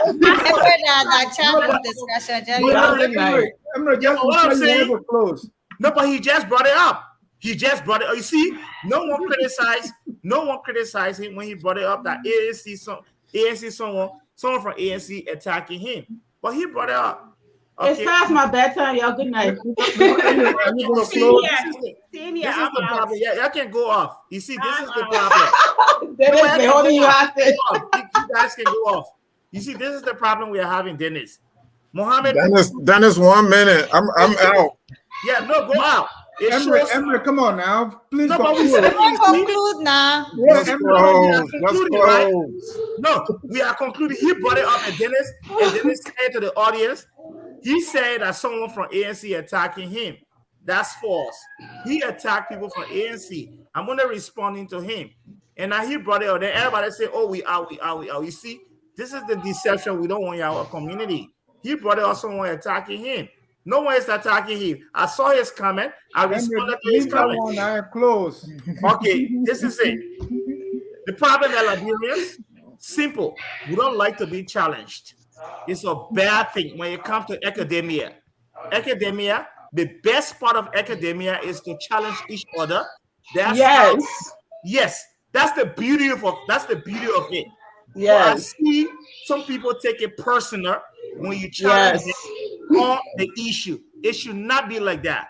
This is something that we should laugh and do it in harmony, in love, in every aspect of good tenant of professionalism.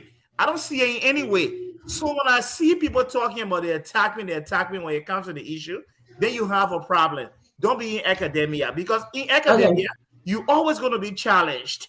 Always in it. So that's my issue. Good job. Good job, Emrick. Another point really quick. On that note, hold on. No, you get later. I drag the show. I'll pass my bedtime. Emrick, I did not do my hair for the show. These are dreadlocks. This is my hair that I grow out of my head. Okay, just for the record. My hair that I grow from my hair. I don't fix hair for sure. These are locks. Y'all good night. On that note, we want to say thank you all for coming. And Mariah too, her hair that dreadlock. Y'all leave us.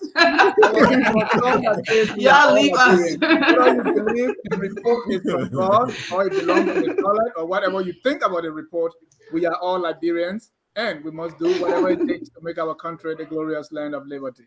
Good night and God bless you. We are Liberians. Liberia is our home.